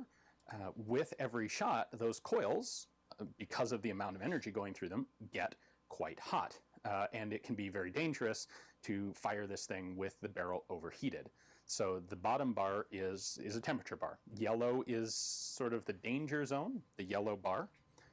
Right now, Yo, we're getting the 13.1 degrees Celsius. I'm so glad you say it. I knew you said the red bar is okay, so we literally have an overheat meter now in a gun. Do So not that's under cool. any circumstances fire it with the heat. I mean, guns aren't cool, but Gauss rifles are cool. Don't But fire it with the heat over the yellow violence bar are either, cool. I don't know. because why would you want to risk it?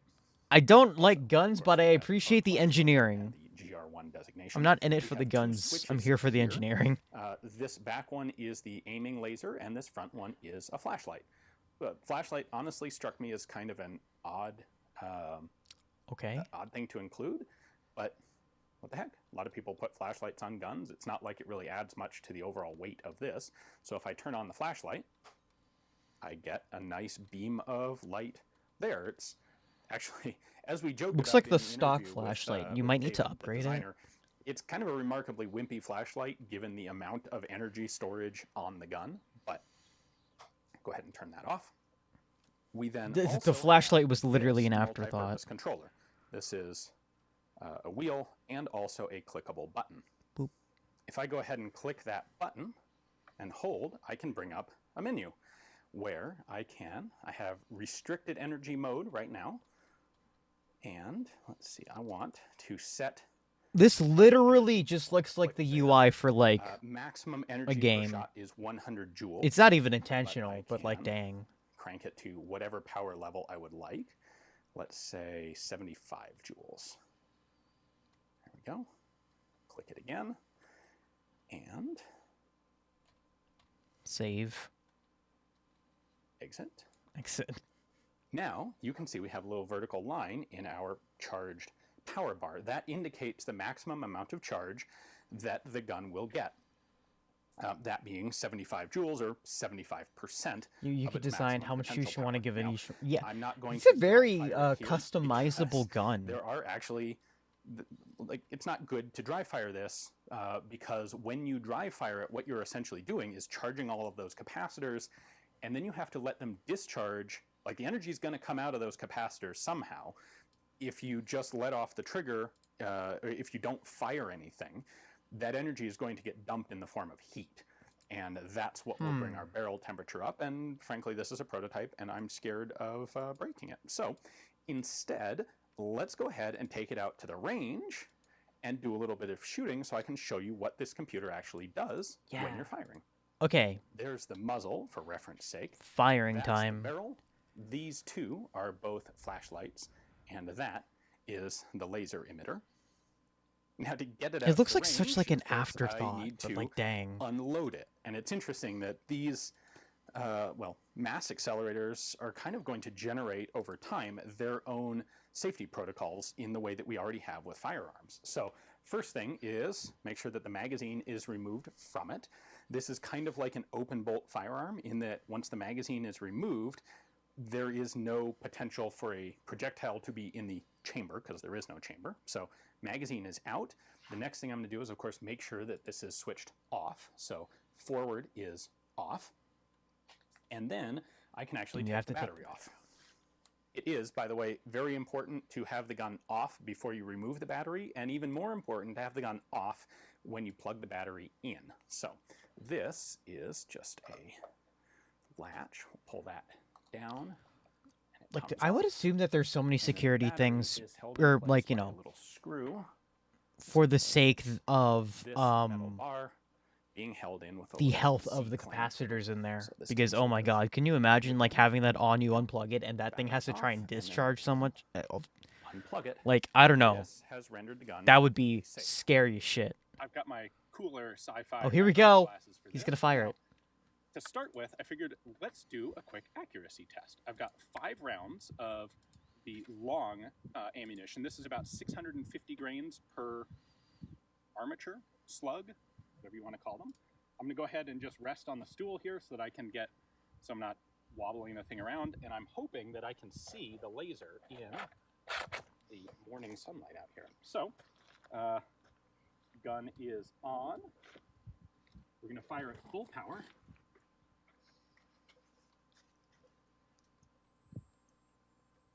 There it is. Oh, that sounds terrifying. All right, so as you hold the trigger, that middle bar is going to charge up like that. When it gets to the very end, it's fully charged, and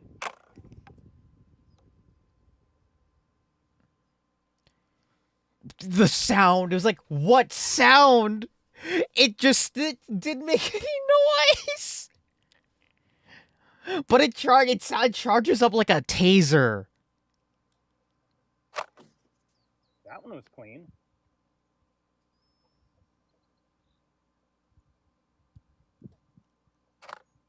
Oh, we have a misfire. All right. F. Ooh. Okay. Let's see what's going on.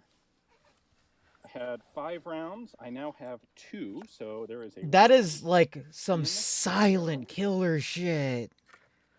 Oh, man.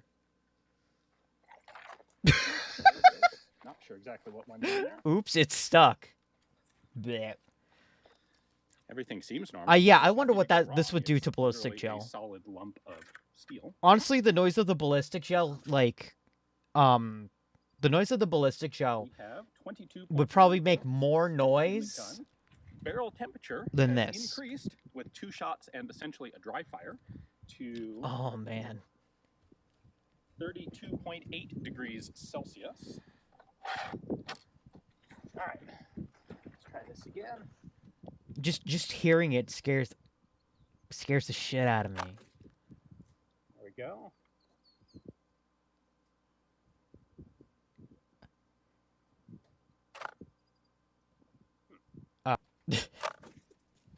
That one also was tumbling. And one last shot.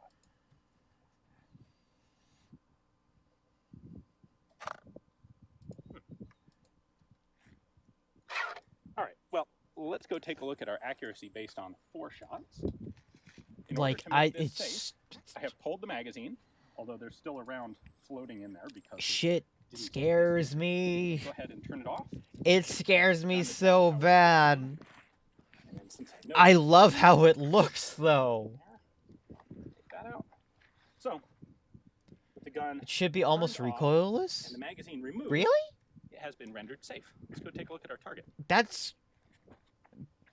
I can't even say cool. I'm just So we got 2 scared. rounds I'm that just impacted generally nice and scared. 2 rounds that were tumbling. I think we should also Ooh, try a few of the short rounds and see if they perform differently. Oh, that would suck. Remember, this is smooth bore. Oh, that would suck. That's honestly, that's better than I was anticipating, and it does bode well for the match. So, but for reference, I was aiming right here. This shit's... Again, it scares me because I'm just like, oh my god. This would make the worst impact against you. Did that miss? There we go. Oh. We got 70.5 meters per second on that one. Let's do one more.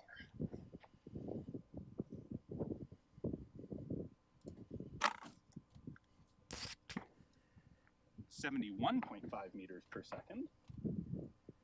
One more. This is fun.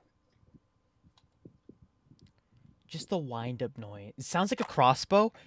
Yeah, it does. You're right. All right, 70.5. It's kind of the same. It's a very Cool the way silent this mechanism. works. It uses optical gates to turn the coils on and off, and so because it's a computer and it's already tracking the projectile, it knows exactly how fast each shot was going. Oh, that's cool. So it only displays the velocity for a brief Like period. there are theorized weapons of the future, just like telephone's poles tells of me a metal couple launched into the important atmosphere and things. dropped on Let's go target. take a look at the target. Yeah, it's just, you know, just a lot of just So my 4 Honestly, impacts it's here just were so this many one, fuck you that weapons one, there. that one, We're not even, like, that one. we're... I am still getting... I'm scared, you know? It's a little hard to tell. This one was definitely tumbling.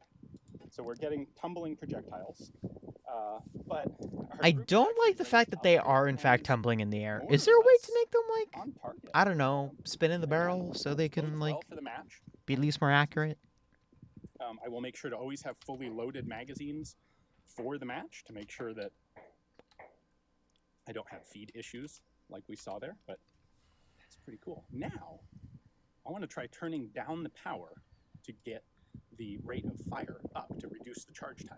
Let's try that. Ooh, rapid fire time. All right, I have restricted the energy output to 51 joules, which is 51% of maximum tower capacity. So I should be Yeah, able okay, to load to charge. The barrel smooth or thus leading to the tumbling. Okay, so you could technically modify that, right? In the future?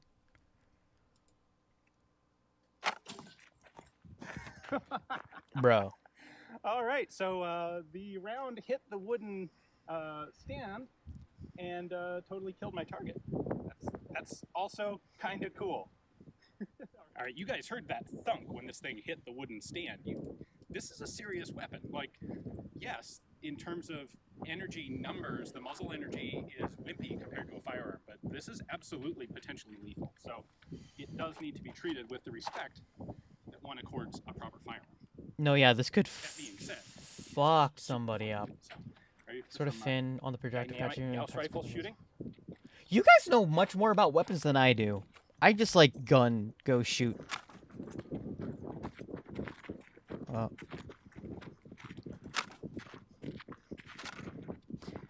that one was...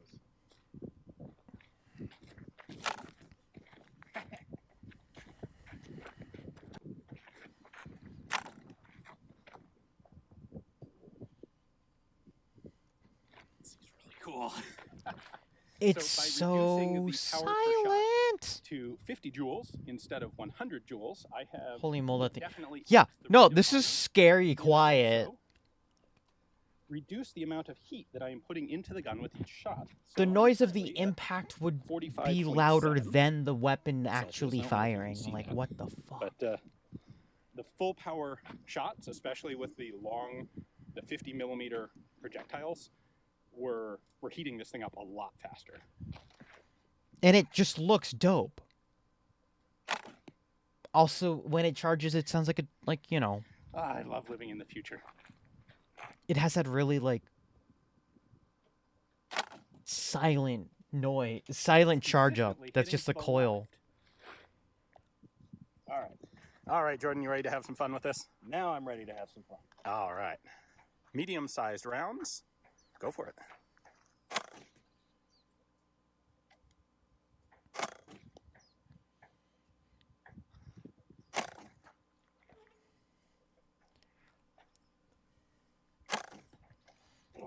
What kind of velocity are you getting on those? Shit's the future, About man. 70 meters per second. Shit's the So even though scariest those are future lighter ever. projectiles, we're getting basically the same velocity as we do with the short solid ones.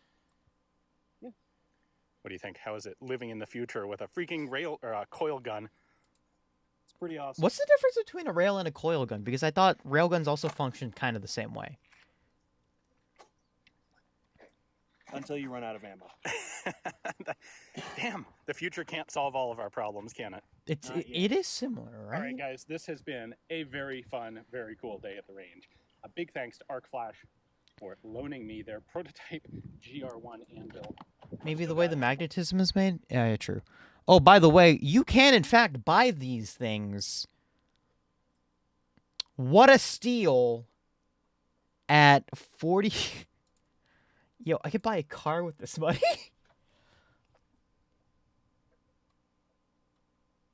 Oh, thank you for the information, Avery. I appreciate you. Yo, it's like, yeah, it's seriously, like, yo, 10% off? That's fucking great. Let's go. That's my new Kickstarter. It's my new donation goal. You guys buy me a router. Or a railgun. A router? No. Okay, I already got that one. Okay. I'm gonna skip around stuff, but we're gonna skip around stuff. All right, because we're running around here. Here's the next one. Honestly, compared to some firearms, I thought surprised. Railgun 2 paired with the. So, a railgun is basically like a slingshot. It moves the target on 2 rails and then launches it. Which is better, rail or coil? I think rail would have better stability.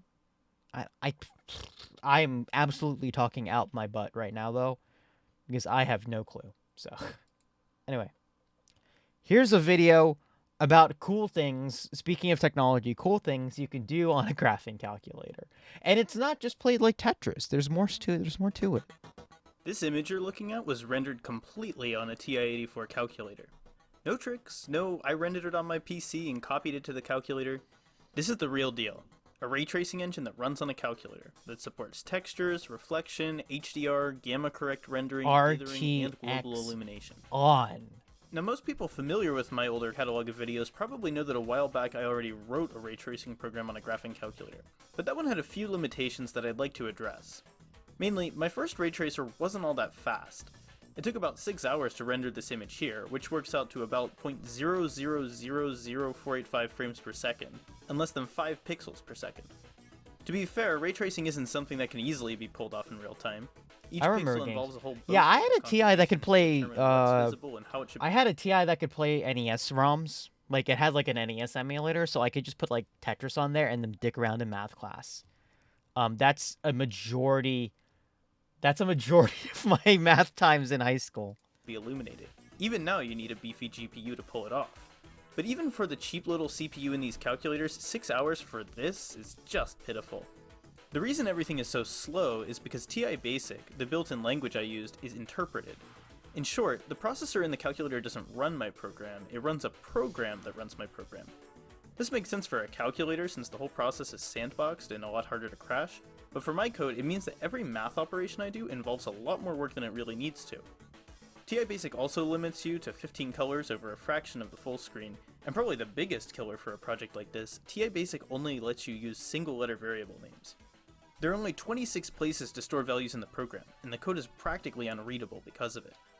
This time, instead of using TI Basic, I'll be writing this project in C++, using the toolchain provided by Matt Waltz and the other contributors to the CE programming project. A proper language. C is really nice compared to Basic. It's compiled so the programs run directly on the CPU, code is a lot easier to document and reuse, and I can poke around in memory basically anywhere I want, including writing to every pixel.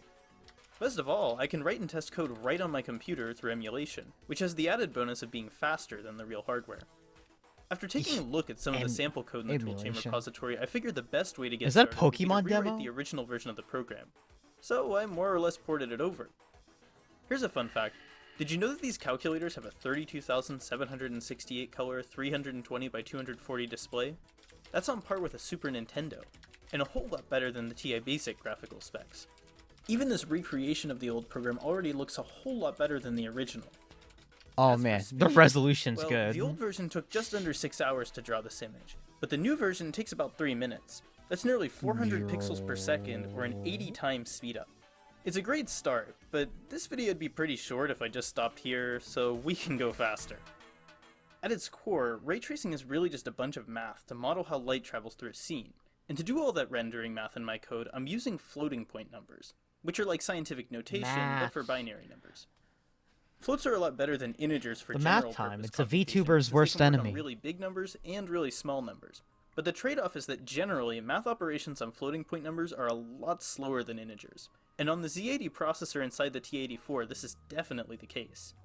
There aren't any hardware optimizations for floats like you would find on any modern processor or GPU, which means that even for something as simple as adding 2 numbers together, integers take 2 CPU cycles and floats take a few thousand.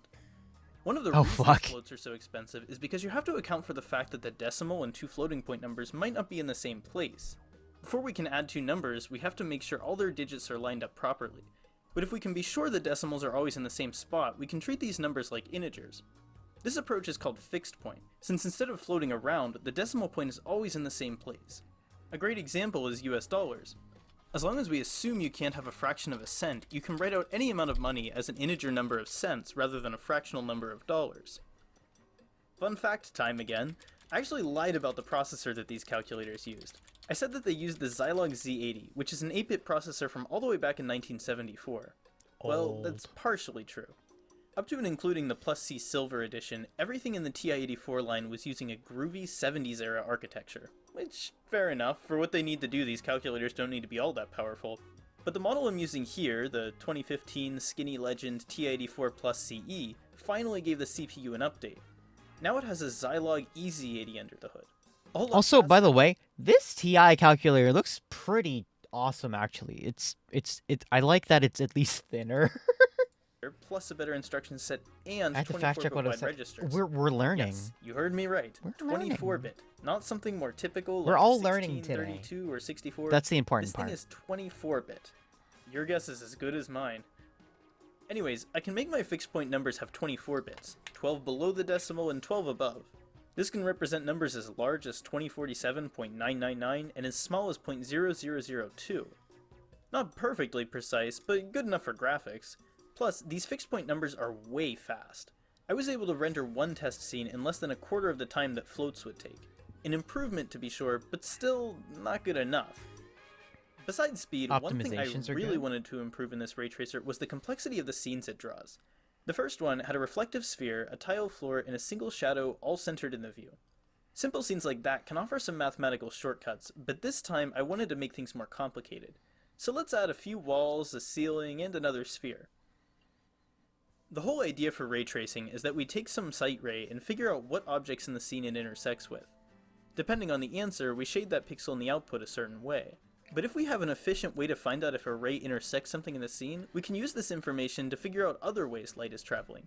For example, if there's something in the way of a ray pointing from a surface to a light source, we know that that point will be in shadow.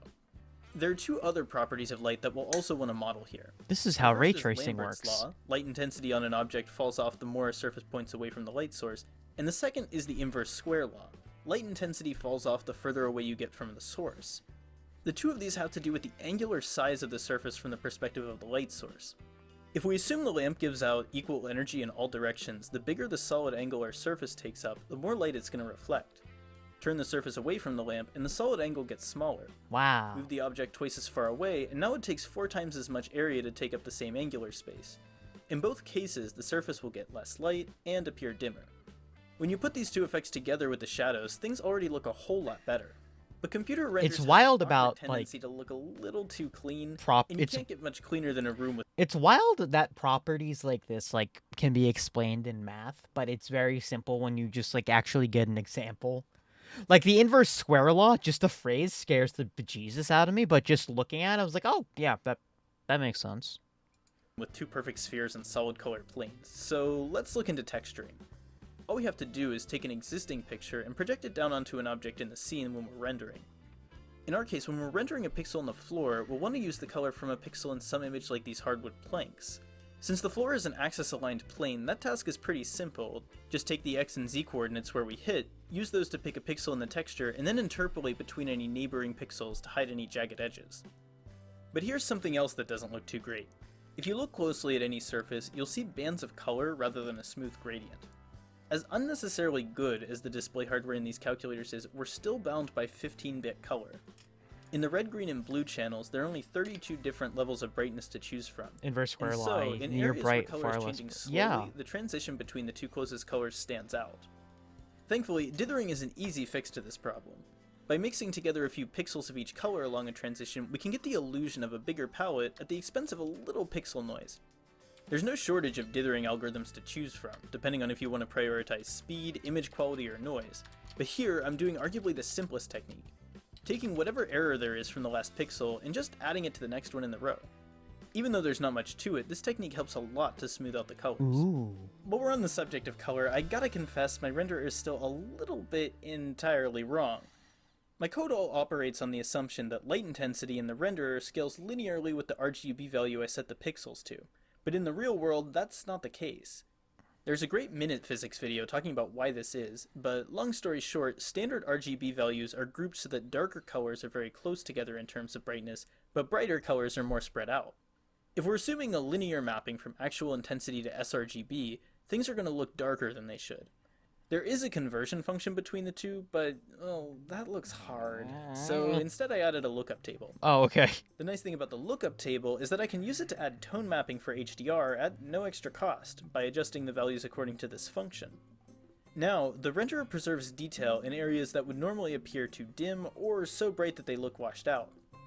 Would Accurate color graphing scare representation people? goes a long Would way this toward scare photorealism, people? But there's still one Am I glaring being issue. inaccessible to VTubers Anything in now? shadow If isn't we're just just talking dark, about it's physics, pitch black. basically. And in the real world, you don't see this very often. Even if something isn't being lit directly by the sun, light can bounce off of something else into the shadow. This is called global illumination, as opposed to direct illumination. Oh, I know And that it shows setting up on all my over the computer. place. Under trees, along sidewalks, inside a room on a sunny day. But compared to direct illumination, Physics is fun, though. global I know. illumination Physics a is lot fun. harder I'm to just simulate. worried. People might be Instead of scared just by one or two physics. light sources, the illumination an object receives comes Like- in from all directions.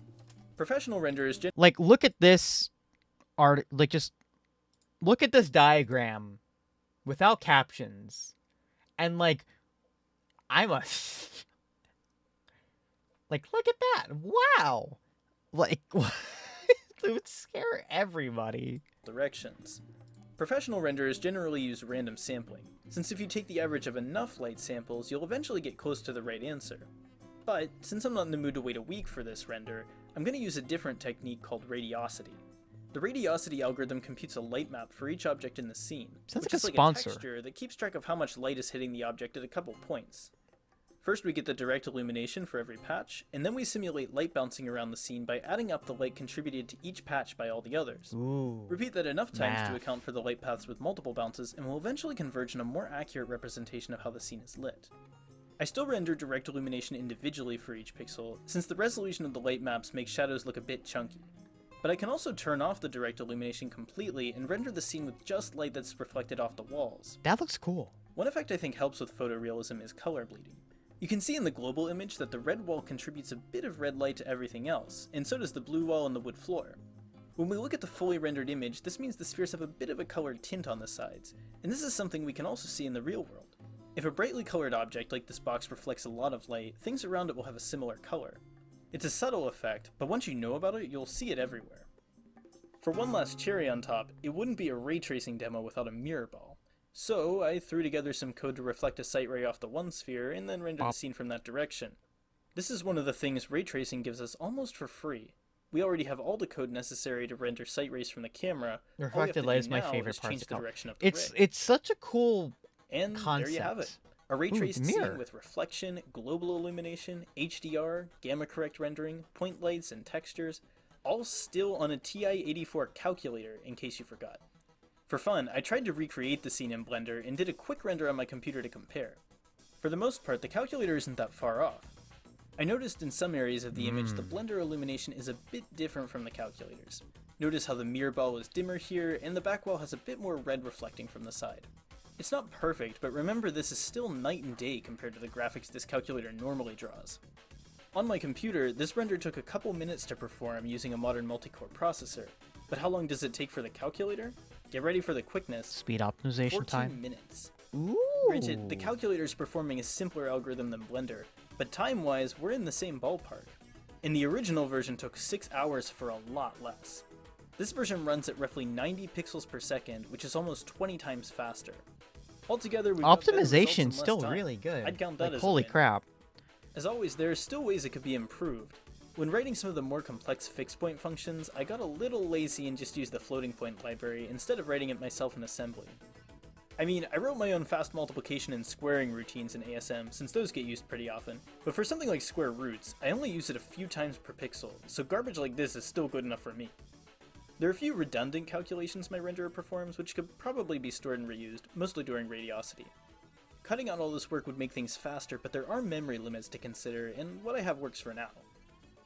It'd be really cool to add support for triangle meshes to render more complex shapes, but that comes at the cost of way more compute time per pixel.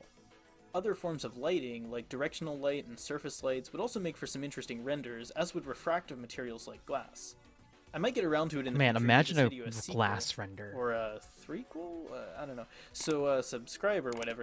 But if you're the impatient type, the source code is all going up on GitHub, and you're more than welcome to add these or other features if you want. I can't wait for everyone. I've already spent enough time on I can't wait to see everyone's homework while they do progress on this and make ray traced things on their TI-84s class. I feel like a teacher. This as is. So in the interest of getting this video out, I'm gonna have to be happy with what I've written.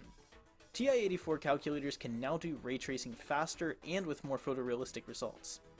I don't know about you, but I for one am excited that we're now one step closer to The real-time the ray tracing teapot. Minecraft on a calculator. The Utah teapot. I have a 3D version of the Utah teapot that I printed myself because I just thought it was cute. And I mean, it is a very complicated thing because there's stuff on there that's like weird for a renderer. For example, like the fact that it casts shadows on itself due to the fact that like the top is curved and then the little handle will cast a shadow. You're a great teacher. Please, I am not a great teacher. Tell me something and I would teach it. I mean, I can tell people how things work. I wouldn't call myself a teacher. I don't know. I'm a barista. I'm not a teacher. Okay. Before we go, we're not going to go yet. We have 3 more videos. So we're going to get a really pipe one because it's dope as shit. And then we're going to get some two smaller ones to munch on, to think about. So this one is transforming a 90s Hot Wheels PC into a modern gaming beast. This is from Shank Mods. Hello, He's a I'm good. Shank, He's and this awesome. is the Hot Wheels Sleeper PC. Let's It's a go. current, absolutely top-of-the-line gaming PC crammed into the infamous 90s computer case. But what's even crazier than this Gaming. monstrosity is the story of how I wound up building it. It all started with a phone call from my friend Kale. Hello? You have to come to this. Kale told me a story of an old computer warehouse called Computer Reset, whose owner had been collecting computer hardware for decades. However, due to declining health of the owner, the warehouse was being liquidated. I wasn't much into retro computing, but the warehouse was full of CRT monitors, something I am very much into. Upon my adventures digging through the warehouse, I acquired many of the CRTs I was looking for. Also, bro, the fuck, Sony broadcast monitors, and then there's iMac monitors. Like, some of these are flat. These are great. But also something I wasn't looking for. Check it out, there was also a Hot Wheels computer or two lying around. Somebody else picked that up. It was me. I grabbed it. And I began to wonder. The Hot Wheels computer was sold as a set. Could the Hot Wheels CRT, one of the 2 tubes on my CRT bucket list, be here too? Well, I didn't find the Hot Wheels CRT, or any Hot Wheels accessories for that matter. In a desperate, last-ditch effort, I made sure everyone there was aware I was on the hunt for the blue, flame-engulfed monitor. They said they would let me know if they found one, but you know how Is that that like erasers on one of those monitors? When I got home, I opened up the Hot Wheels PC to discover that the motherboard was completely corroded and beyond repair. Aw. Since restoring it was not an option, I opted to give it new life as a sleeper gaming PC. My budget for the project at the time was thin, so I began accumulating scrap parts. A mini ITX board, an older mid-range processor, and a sketchy power supply from Goodwill. With these parts in hand, I bit the bullet to buy the remaining parts, spending around $300 on a GTX 1650 Super Graphics card, 16 gigs of RAM, and a low-profile cooler. I got to work assembling it, with the only required modification being cutting out a hole in the back of the removable frame for the GPU. The part that surprises me is that the power supply screws still go in the same spot. Like, damn. Talk about a interoperability.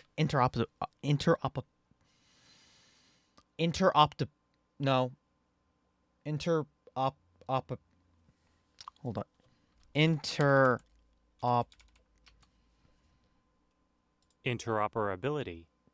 This word. I had an older mid-range computer and a Hot Wheels chassis with no accessories. Not something cool enough for a video, but at least it... Well, it turns out word about my hunt for the Hot Wheels CRT got around. Not one, but Yeah, 10 that's a tough members word. of the DFW retro computing community had Hot Wheels CRTs. But yo. Abraham had a monitor and a keyboard for me, while David had a second monitor and a palm rest.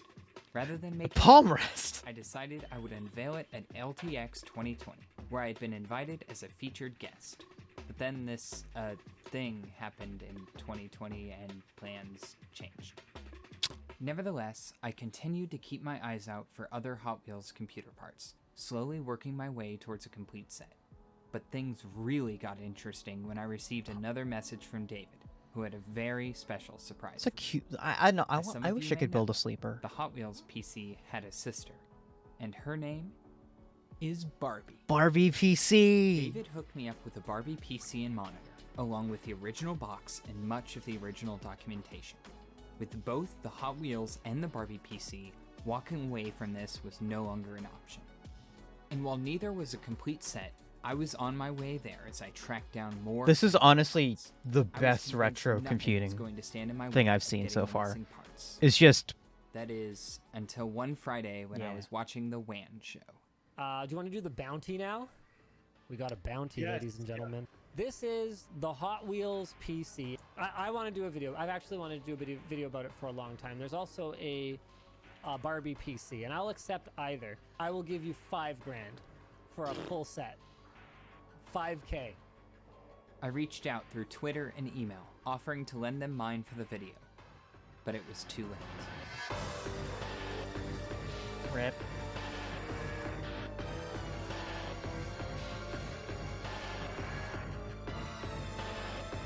Rip. I could hear the pain and I could hear the pain.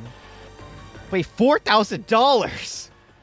People who own these parts now believed, because a single YouTuber was willing to pay Holy $5,000 for one, that everyone was willing to pay that much. Listing prices skyrocketed and have stayed there ever since, despite the fact that nobody is actually buying them. These PCs really aren't that rare. Curse the V2. Curse the YouTuber. At this point, I felt pretty defeated.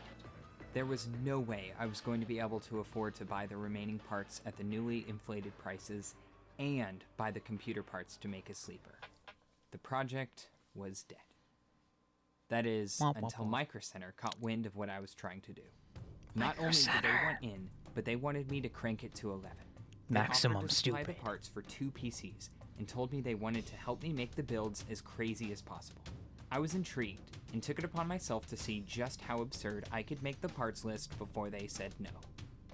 They didn't. So, armed with a new $7,000 shopping list, I hopped in my car and headed to Micro Center to take on my first ever big budget project. I love his ride, honestly. For the uninitiated, Micro Center is a computer retail store that's basically a haven for nerds. The store is just aisles and aisles of cool stuff and more than just computers. They have a whole maker section with $7,000 in parts. But by far, my favorite part about Micro Center is their massive computer component selection. Yes, I'm right. looking for Absolutely a sick. keyboard that says, "I'm a Barbie girl in a Barbie world." Funny enough, back when I used to work Ah. for one of Micro Center's now defunct competitors, I still purchased my CPU and motherboard from Micro Center because their prices were lower than my employee discount. They have an online PC. Wait, there was a Shuba duck? Hold on, where? I didn't see it. Where? Someone tell I didn't notice. Micro Center is their massive computer component selection. I'm looking for a keyboard that says, "I'm a Barbie girl." Where in a was it? Barbie Where was world." it? Funny enough, back when I used to work for one of Micro Center's now defunct competitors, I still purchased my CPU and motherboard from Micro Little Center further back. because their prices were lower than my employee discount.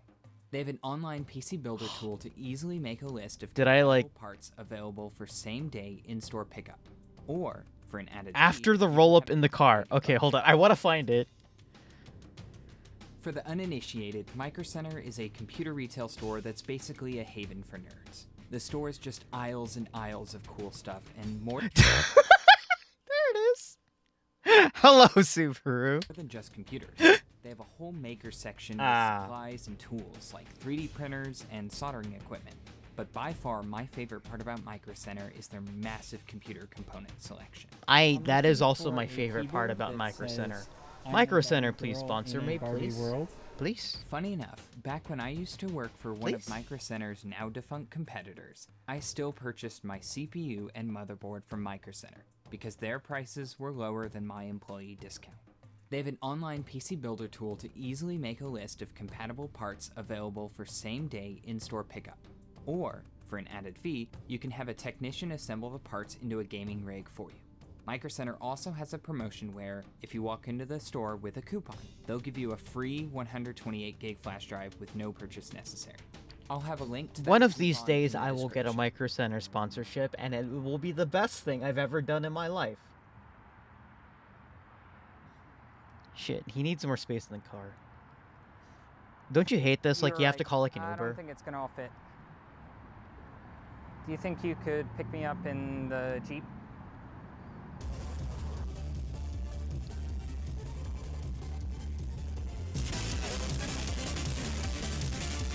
But before we get to work assembling this monster, first let's take a look at the Hot Wheels PC case He even has a itself. bench And more for it. importantly, why building a high-performance gaming PC inside of one of these is not a walk in the park. To open the computer, first we need to remove these screws. Then, the main chassis slides right out. This metal frame houses all the computer parts, while the Hot Wheels body is just a shell that slides over it. Right off the bat, you can see there is not a lot of space to work with. Unplug some cables. That is remove a few ITX build screws, size, and though, the for floppy sure, drive so you tray can make slides something right good out. out of this. This tray holds the floppy drive and two 3.5-inch hard drives. 2 more cables, 4 more screws, and the CD-ROM drive slides right out. The motherboard is mounted to a metal plate on the back, which, after removing 2 screws, slides right out. This plate has screw mounts for mini ITX and mini GTX motherboards. Anything larger will not fit. Honestly, the power supply it's is like kind a of okay. weird SFX power It does suck with that, mounting ports man, on there's the no short side ventilation. rather than the long side. The Hot Wheels power supplies were infamous for their high failure rate, which was supposedly so bad it led to the company producing these PCs to going bankrupt. And to be honest, pretty much everything about this computer's design and construction is pretty awful. It almost looks like a Dell Finally, pre-built. we gotta talk about the fan. This single Just saying. 80mm case fan is mounted to the only case fan port on the entire PC. That's right, the only place to put a case fan is a single 80mm exhaust port. What's even worse is the air intake. When assembled, the only place for air to get into the PC is through these 2 It was an tiny OEM, slits in the yeah. front and a small grate under the case. Modern, high-performance computers produce a lot of heat, and that heat needs to be dissipated hate that for the emoji. computer to work properly. Dissipating all Okay, that it's heat gone with now. such restricted airflow is going to be a nightmare, but we'll cross that bridge when we get to it. Now that we know what we're dealing with, let's get to work. For the CPU, I'm using a top-of-the-line 16-core 32-thread Ryzen 9. I paired it with a Gigabyte mini ITX motherboard and 64 gigs of RAM, the maximum supported by the 2 DIMM slots. For the boot drive, I went with 2 Samsung 980 Pro Actual chips, kill. 4 terabytes of total storage configured in RAID 0. For the cooler, Absolutely the first thing disgusting. I went with was the Noctua NH-L9A Oh, God. low-profile air cooler. For the GPUs on these builds, Micro Center hooked me up with an EVGA RTX 3060 for each of them. This is the biggest card I can possibly fit without a custom water cooling loop, something I'm currently not comfortable doing on my own. To say this was a tight fit would be a complete understatement. Once I remove the heat shroud, These I cards are left with small 1 enough, but millimeter like, of oh my clearance to god. work with. They won't be the happiest graphics cards given the tight space, It's but cramped. at least they fit.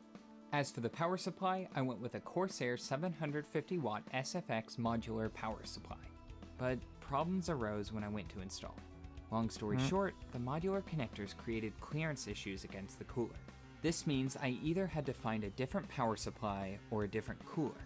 I reached out to the small form factor PC Discord server for help, and after careful measurement, we concluded I'm a yellow. that a 92mm liquid cooler radiator might possibly just barely fit, maybe? 92mm all-in-one liquid coolers are pretty niche, and they definitely aren't designed for cooling a CPU this power hungry. Once they sent me a link to a boutique that carried them, I immediately ordered 2. While waiting for the cooler to arrive, I got to work tearing down or shucking these 2 14TB external drives to reuse the hard drives inside. Hey, by the way, if anyone actually needs new hard drives, this is like a pretty cost-effective way to do this. Depending on the hard drive, shucking can be a much more affordable way to get a great high-capacity drive. Mine had white label 7200 RPM helium-filled enterprise drives, which is pretty neat. Just I like, installed them in the floppy you know, drive just bay, rip them giving me out. 28 It's great. terabytes It's of fine. additional hard drive storage. To get the floppy drive working, I purchased a simple USB to floppy adapter. To save space, I replaced the connector with a direct solder connection and replaced the USB connector with a connector to plug directly into the motherboard. I can confirm that the floppy drive works, but this is the only floppy disk I have and I don't feel comfortable opening its contents. Wiener. Once my cooler arrived, it was time to rebuild the PC. Wiener.exe. This time I was using a fancier Asus motherboard and the new CPU liquid cooler. After lots of finagling, I was able to get both the liquid cooler and the power supply installed. And I genuinely cannot believe how close 28 this was to terabytes. That's like 8 times. the less bottom than- wall of the case. Like that's like I don't even hold on. I don't even remember what's that storage with my current build. How far am I? 2, 4, 5, 6. I have 6 terabytes in mine, and that doesn't even count like the 12 terabyte external drive that I only use for like spare storage stuff. Like, damn. That's a lot of storage in this stupid tiny thing. Graphics card, CD tray, and top wall of the case are all butt up against each other with no clearance. It's so... If this case oh, was man. even a millimeter shorter, I don't know what I would have done. Finally, It's we so have the CD cramped. drive. Frequent viewers of my channel know I am not a fan of optical drives. But since this isn't a portable, battery-powered project, I'm willing to make an exception. While I could have used the original CD drive, I wanted to take things a little further and pack in a Blu-ray drive instead. Fuck Micro it. Center loved the idea Fuck. and overnight shipped me 2 Blu-ray burners without a second thought.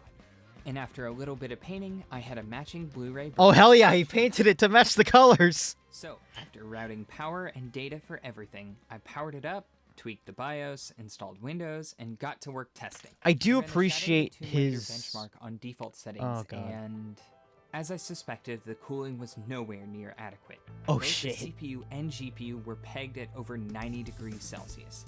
That is way, way too hot. Running the chips at those temperatures continuously will eventually toast them. But fortunately, I had a backup plan. Allow me to introduce my brute force solution. Some call it the PFR0912XHE. Some call it the Blowimatron. But no matter what you call it, there's no denying its ability to go burr. Alright, here we go. Loud noise.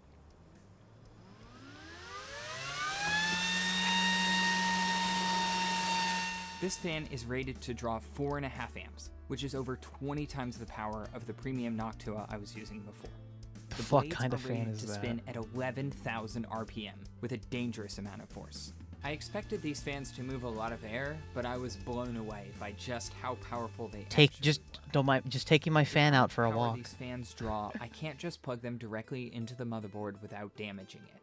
Instead, through the power of soldering, I ran power to the fan through a PCIe power cable. It needs connected the it needs PWM and PCIe pins power. to the regular fan. Actually I terrifying. also added a switch to disconnect the PWM pin, so at the flip of a switch, I can run the fan at full blast. And with that, the case frame was fully assembled, but it was still missing the most important part of any gaming PC. Yo, there's RGB. Let's go. That's more like Woo! The Hot Wheels PC Gaming. was finished, but I wasn't done yet.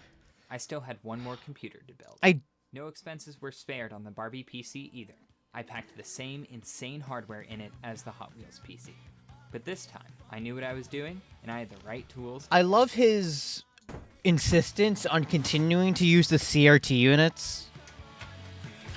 Oh, the fan is about as powerful as my house's AC unit. Yeah, but it's like a tiny, like 80mm fan. It's meant for servers and is meant to sound like a jet engine, so, you know.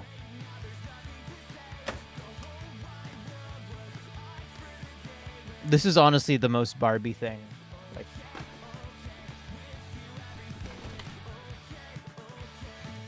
While my Barbie computer setup may only have 2 monitors, it has a and no printer. steering wheels, It has a it's printer. got a few exclusive accessories of its own, like a matching printer. I also have 2 cameras for a multi-cam stream setup. along with a huge backlog of all the classics. But something was still missing from these setups. As great as mouse and keyboard is, some games just aren't the same without a controller. I gave both the Barbie gamepad and the Barbie PC Pro Pad a try, but they were honestly not the best. Oh no. What I really wanted was a modern, custom controller to match one of my setups. But as returning viewers know, painting is not one of my strengths. Instead, I reached out to Spicy Frog, one of the best controller painters I have ever seen. She wanted in, but now we had to decide, what was the controller going to be? Xbox or DualSense? Barbie or Hot Wheels? After putting a lot of thought into it, we knew there was only one real answer. All of the above. Spicy Frog I've did an custom amazing job with these controllers. I sent her pictures of the computers and told her to do her thing. With This is the most complete Barbie control, thing. What she went Borderlands above used and to beyond, care and I and done up couldn't in be the air. happier with The how it no, the most Barbie thing you can do is build a gaming Be sure to PC check out Spicy Frog. or build a PC. Finally, it was the moment we've all been waiting for. It's time to crank some settings and play some games. It is incredibly a Barbie thing. Oh, here we go.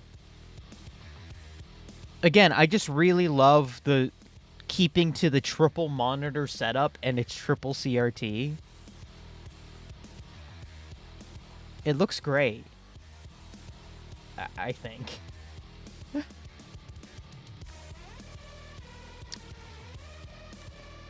RuneScape. The Hot Wheels with the Doomoos tease mood. It is a good mood. It's a wild ass mood. I can't help but be energized by it, but also I used NVIDIA Surround to effectively turn the three monitors into a single 3072 by 768 60Hz ultra-wide display. While that resolution may sound kinda low, CRTs have the ability to make modern games look amazing at lower resolutions. They even have some distinct advantages over modern, top-of-the-line gaming monitors. I will say, high refresh rate on a CRT looks better than every single LCD ever made, period, in motion. And I stand by that. Gaming on CRT monitors like these is unironically an amazing experience. I have a Running at CRT. I lower just need to play resolutions games on means it I can again. crank the settings to the max without sacrificing frame rate. With DLSS off, RTX on, and settings cranked to the max, the Hot Wheels PC smoked any benchmark I threw at it. And for those wondering, yes, it runs Doom. And Doom. I didn't know Doom had and widescreen Doom, support. And Doom. And Doom. And of course, Doom. And Crisis. While the setup looks great, it didn't sound great. Thanks to the fan, this PC sounds like a leaf blower. Well, these plastic speakers did have a bass button that boosts the lower frequencies to try to make it sound more full. It just couldn't compete. So I was very excited when I discovered there was actually a beefier premium set of Hot Wheels speakers made. Premium But Hot then Wheels I speakers. noticed something on the front. Subwoofer I knew I output. had to make it happen. I appreciate his painting skills too, like And thus, the Hot Wheels matching subwoofer Hot was Wheels born. subwoofer. Now the PC can finally sound as obnoxious as it looks. What do you think of Mako soldering? It's Mako. On the Barbie setup, I only had 2 matching monitors instead of 3. So Do it you know took a Crisis was different optimized for a approach. It gave single me core one high processor? resolution Yeah, well screen that was the and deal during the time, Gaming right? at high refresh rates was awesome, but what I really wanted was more screens. I didn't have any more Barbie monitors, but I had the next best thing, a Disney Princess CRT. Fuck yes. Sorry, did I say a Disney Princess CRT? I meant 4 Disney Princess CRTs. Fuck yes. And through the power of wasting sponsorship money on retired professional AV equipment, I was able to unite these tubes into a single 3x2 CRT wall. But I still wasn't satisfied. 6 monitors. Actual, like, this is so cool. This is cool in, like, the worst way. But looking back at this stock-looking Hot Wheels PC, I thought to myself, what if it wasn't a sleeper? What if I fully embraced the horrors of aftermarket car mods? Is it even possible? Honestly, for it this should build just add a even more spoiler. Obnoxious? The answer is always yes. spinning rims, carbon fiber wing, flame-grilled exhaust pipe, and of course, simulated head gasket failure. This video has been a series of dumb ideas, but there's one idea I have left that is just too dumb for me to do on my own, and it involves the fact that the 3090 is a half-length card. So Linus, if you're out there and want to help make this dumb idea a reality, I've got a present for you. Hit me up. This video was by far the most expensive project. Oh my, imagine going to Micro Center and just buying all this shit all at once. I have ever taken on. And just them looking at you like, yeah, sure, we'll buy They this. gave me the budget to make this project exist and the creative freedom to make it the way I want it to. If you live close to one of their stores it's and are even horrifying. remotely into computers, you should definitely check them out. Thank you to everyone who has subscribed, liked, and shared my videos with. I do, in fact, love genuinely Micro read Center. as many of the comments as I can, and I Hey, love yeah, I was how like, I don't know. Hey, supportive hey, they've been hey. thus far. Hey. It really does make a difference. Micro and helps Center. keep me motivated to take on bigger. Please and more sponsor me. ambitious projects. I go all in on my. I'll do a build of like the ultimate VTuber PC. Come on. Although I only upload a few times a year, Come I work on. really hard to make each video special. Please? I have many upcoming projects in the pipeline I'm extremely excited about. You can find teasers on my Discord server, Twitter, and Instagram. And last but not least, I'd like to thank my patrons for their Oh wait, he was the one who made that that shitpost video? Hold on, I need to find it again. Oh no. Oh, he made a really funny joke. Hold on, I need to find it. Hold on. He made a like an S-class like S-tier shitpost. I just need to find it again. Like I actually forgot about it. Yeah, imagine telling the guy that you were gonna buy all these parts to make a sleeper PC and a Hot Wheels controller. Like, oh, here it is. I found the dumb, stupid video. Here it is. Just listen to this.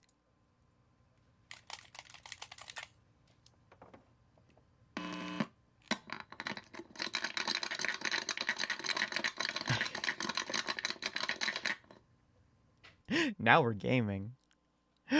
Oh, oh god, he had a pedal board? I didn't know about this part.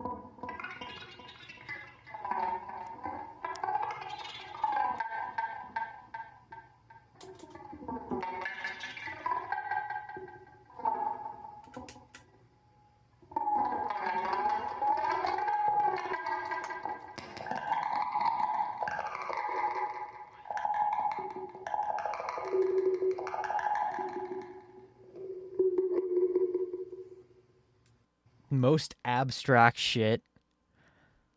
Like, I don't know. I love these old types. These things are so cute. Also, this is dope.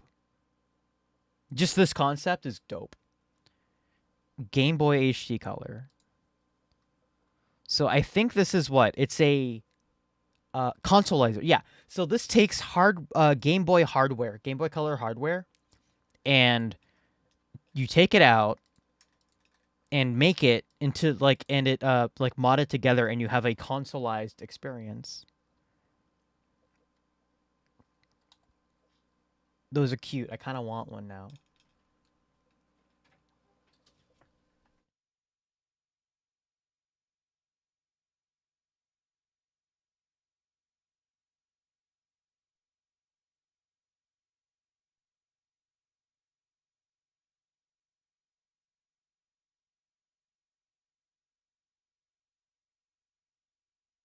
Ow, my spine. I'm back. Okay, two last videos before we call it for today. Thank you guys.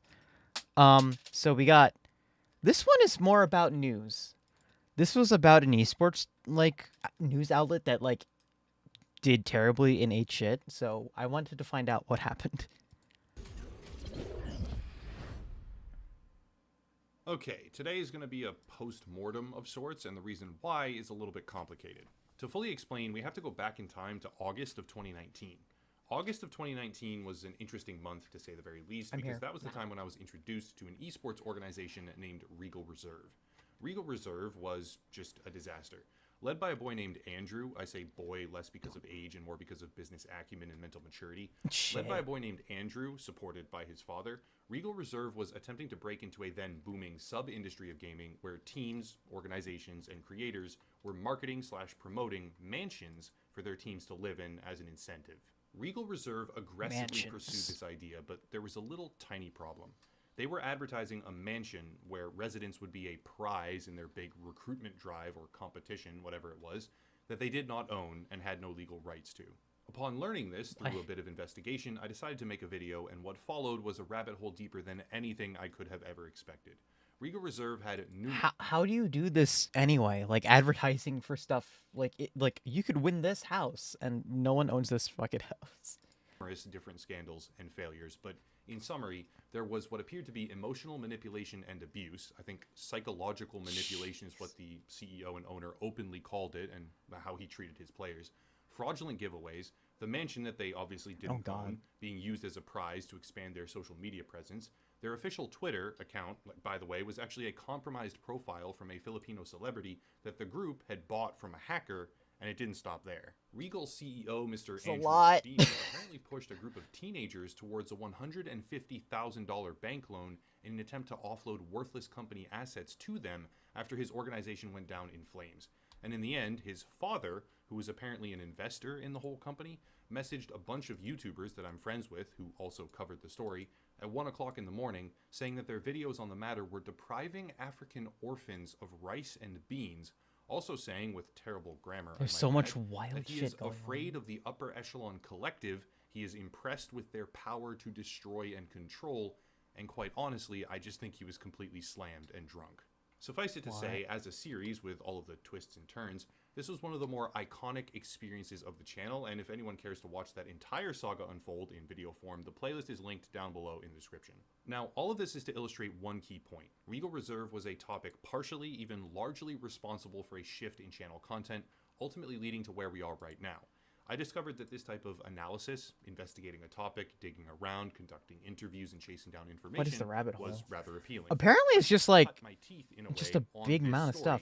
Oh, Princess Gwen, hello everybody. Thank you for the raids. Nice to see you guys. The topic of Regal Reserve and that it was an extended series on the channel with over Good day, dude. Yes, hello. For today's video. About 6 days ago, give or take, I was forwarded a link to an article about Regal Reserve, generally speaking, from the time frame. Oh, you did art. Well, yo, what did you draw? This link was to a website. Hold up. What did you guys draw? Oh, how's it goes? It goes. It's Friday. It's everyone's favorite Findin Out Friday watching video thing. We're near the end. We're at like the last 2 videos, but I hope you guys can stay around. We're just learning. I guess. Actually, I might not want to do this one because I think this one's a little bit too much. It's wild. We can do the next one, and I think I have a backup, so I'll skip this one. I didn't realize how rambly this kind of was. I didn't actually watch the video in its entirety. Okay, but here's one. This one's from Polygon, so this one's good. It's unboxing the hidden politics of SimCity. So I hope you guys can enjoy.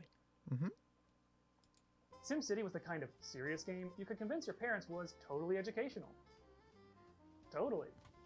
But what your parents didn't know was the game had a secret. A pernicious Gotta head to bed. All right, later. In a black box. But to understand what's inside the box, first you've got to understand how it got there. It's the 1980s. Will Wright is hot off the heels of his first video game and toying with the idea of something completely fresh. A game about building cities with the working title Micropolis. It wasn't a sim just yet. But that would change once Wright got a hold of the book Urban Dynamics, written by a guy named J. Wright Forrester. These two non-Wright brothers actually had a lot in common. They're both huge nerds. J. Wright Forrester actually invented the precursor to computer RAM, so you know he would have had a sick gaming rig. But Urban Dynamics was actually Forrester's follow-up to his most notable invention, that famous methodology for understanding industrial-scale logistics that we all know and love. That's right! System dynamics. Woo. The rabbit hole sounds faster just when I'm more in the right side. No, I totally understand. It's just, man, complex business cycles. Not the right time. In fact, it was so successful at modeling corporate supply chains that Forrester decided to apply to a system he knew absolutely nothing about. Cities. In Urban Dynamics, he created a computer model meant to describe the major internal forces controlling the balance of population, housing, and industry within an urban area. God, it's boring. Okay. Simulate the life cycle of a city and predict the impact of proposed remedies on the system. almost like a video game.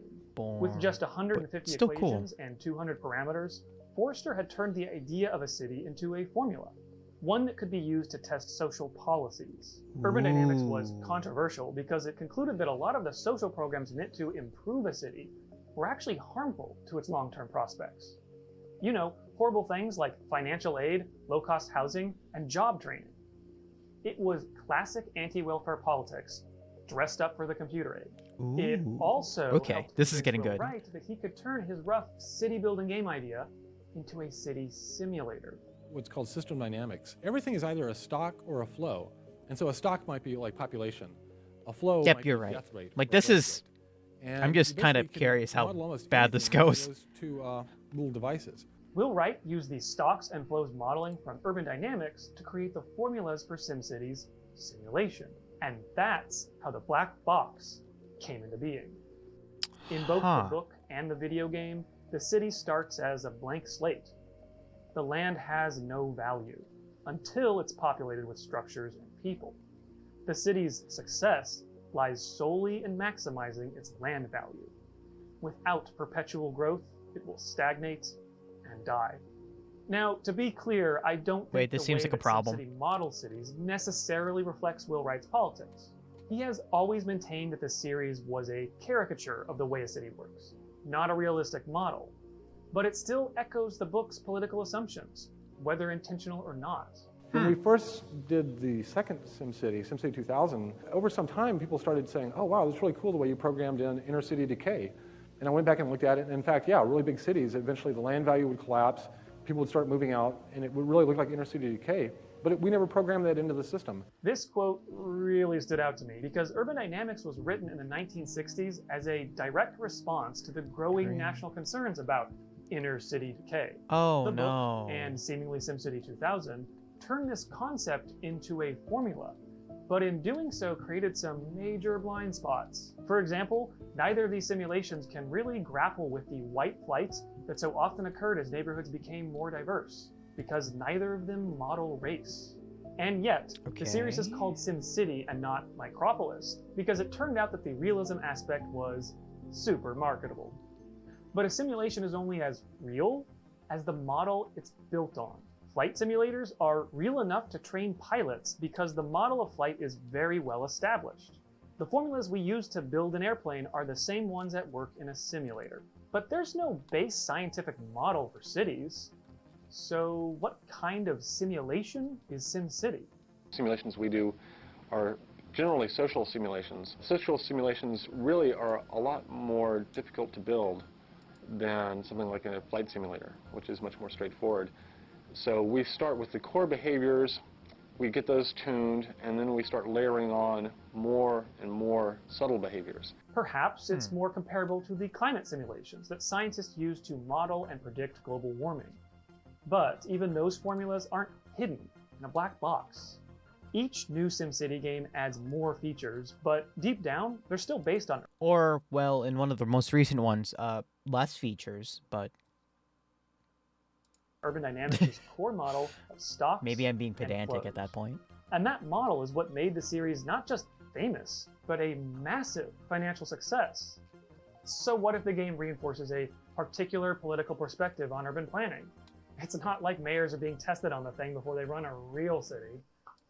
Well, except for that one time in Rhode Island, a newspaper. What do you mean that one time in Rhode Island? In SimCity, one candidate accidentally demolished a digital church, and it might have cost her the election. And then there was the 2002 race for the mayor of Warsaw, which may have indirectly affected the outcome of Poland's presidential elections. An audience of 3,000 citizens watched as the candidates enacted their campaign promises in SimCity 3000, building police stations, hospitals, zoos, and navigating civic challenges, including riots, tornadoes, and even a UFO attack. This doesn't seem good. Kaczynski was the clear winner of the contests and would go on to win the mayorship and eventually the presidency. There is actually another mayor with an intriguing connection. I'm a little concerned. but it means I have to talk about Rudy Giuliani. Back before he was supporting coups and giving speeches in front of Four Seasons Total Landscaping, he was the mayor of a little town called New York City. As the 1999 Time magazine article goes, a first-term Giuliani found his son playing SimCity one day. He watched enthusiastically as Lil Andrew added police stations to every block and brought the city's crime rate down to 0. I'm not saying that Rudy Broken Windows Giuliani derived his infamously aggressive policing policy from SimCity. He was quite clearly horny for cops long before that. What's really striking is this quote from Hayes Lord, one of Giuliani's city planners. Lord got his wish because city simulators have been used as a learning device in thousands of classrooms. You can find tons of academic papers on the use of city simulators in education going back to the early 90s. What influence this had on the politics of its users is difficult to untangle, but we do know it had at least one other positive effect. I think it probably inspired generations of planners. I mean, I knew it was my favorite game growing up, right? Like, I mean, I am someone who believes that we as human beings need to learn more about how cities are designed and built. And even though these city games get things wrong, they get enough right and they inspire enough people that I think that they're valuable tools to have. This is Dave Amos, who runs the YouTube channel City Beautiful. I can at least By day, understand he's that. A professor and That's urban fine. planner, so he understands better than anyone what the advantages and limitations of these city simulations are. For instance, I'm at Cal Poly. I know that a colleague of mine has people download City Skylines and he uses it to introduce some basic concepts. Games get the basics right. I mean, like there are some basic ideas there that can be students can learn from. And it's actually pretty useful then to start doing comparisons, right? What do they get wrong? And it can be a useful jumping off point as well. Dave has seen how the city sausage actually gets made. But for those of us without an City urban planning sausage. degree, there's another way that we can comprehend what's inside that mysteriously meaty black box. By pushing the City simulation to the limit. This is Magna Santi. It was built in SimCity 3000 with the specific goal. Oh my god, yes, Magna Santi. In order to beat the game. Created as an art project by Vincent Ocasla, Magna Santi overcomes SimCity's need for perpetual growth by maintaining a stable population of 6 million citizens.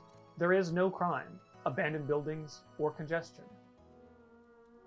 It is also a dystopian nightmare. Citizens spend their entire life in Magna Santi. No one moves in or out.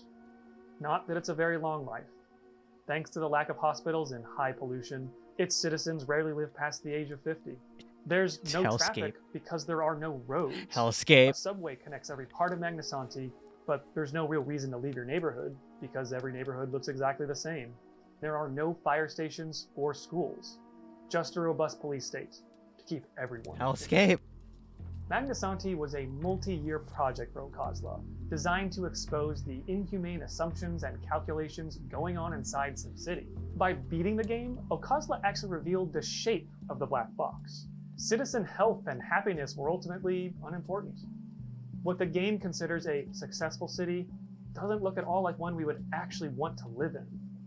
It's also a great example of how complex social simulations can sometimes spit out these really perverse results, like when SimCity 2013 tried to model homelessness. There are tons of threads on forums You and tried to model where homelessness? players tried to figure out how to get rid of homelessness in their Sim cities. Without realizing it, these players were probing the black box, trying to figure out what input would make the homelessness variable They should put a Giuliani ordinance in the game. go down. Shit. They The tried to get rid of shade. garbage because it might be a potential food source. Yikes! And they demolished public parks where people experiencing homelessness congregated. Yikes! A confounding issue was that SimCity 2013 was, to put it lightly, buggy as hell at launch. So players were unsure if the intractability of homelessness was a feature or a glitch. The whole game had become a black box, which strangely made it feel more real. That's why artist Matteo Bettanti cataloged people's discussions about this online and compiled them into a 2-volume book. His intention was to highlight how Holy the crap. conversations about homelessness in the game mirrored discussions of homelessness in the real world, from solutions like giving houses to people in need, to solutions like giving people a one-way bus ticket. Which, fun fact, SimCity actually let you do. Yikes. Even if our attempts to understand exactly what's in the black box fall short, we can still learn something simply from being aware that it exists. Real cities are also guided by formulas hidden in black boxes. Algorithms are used to assess child welfare, evaluate teachers, and even predict where crime is likely to occur. When researchers at Yale asked a bunch of cities to see their algorithms, most of them either denied the request, gave them everything but the formulas, or just didn't respond at all. It actually reminds me of another source of inspiration for SimCity.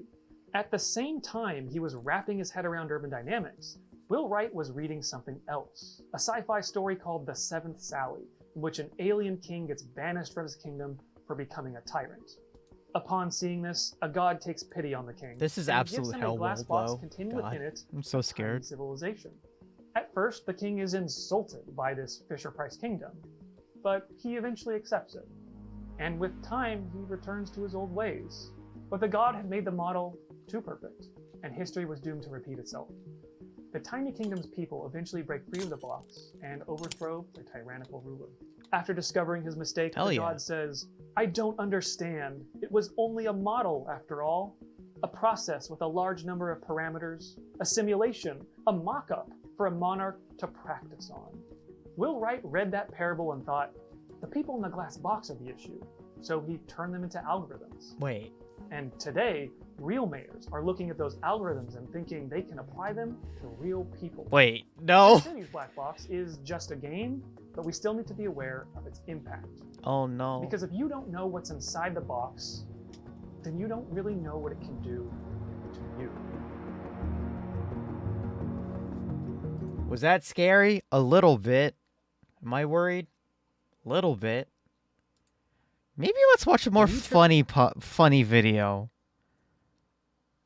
Just worrying. Yeah, that was pretty doomer. I was not expecting it to be doomer. Oh god. Okay, let's try something stupider. Let's try something incredibly stupider.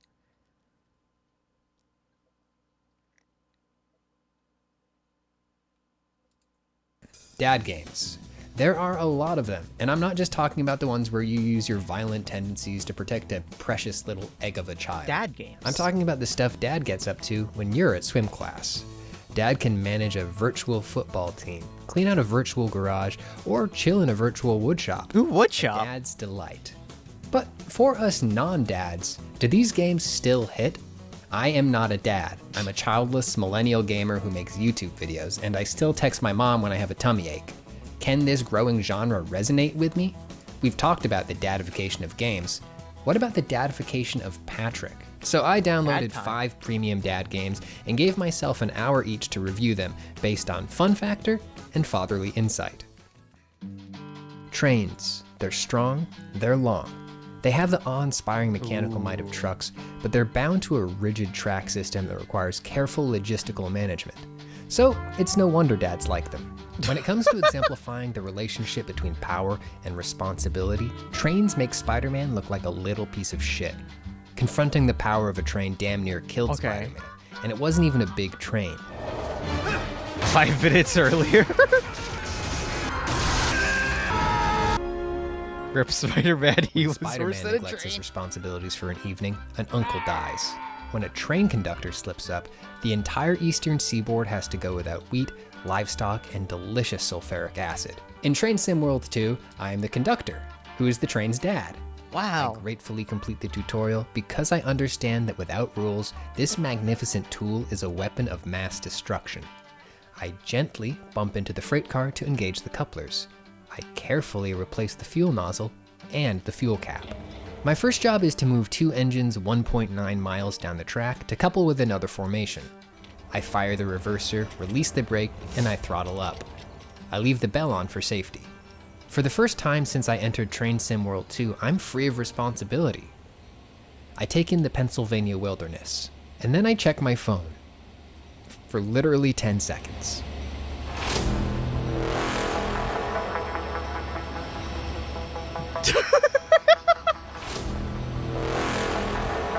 Hey, that's a problem.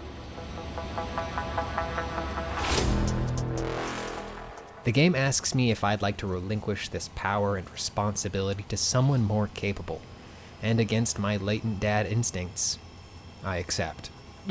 My replacements allow me to linger on the train, but I'm not allowed to sit down in any of the important seats.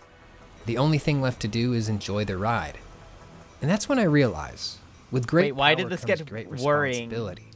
But if I share power and responsibility, there's also serenity. Fun fact. Okay. Fatherly insight 3 out of 5.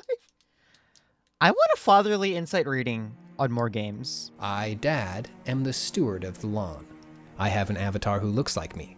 I use a roaring carriage full of blades to bring evenness and order to a system that tends towards chaos. The lawn is my private wilderness to conquer and conquer again. And that conquest is a methodical, meditative task. I decree that the best strategy is to begin on the outskirts and drive in an inward loop. The energy The of feedback this is so immediately wild. fulfilling.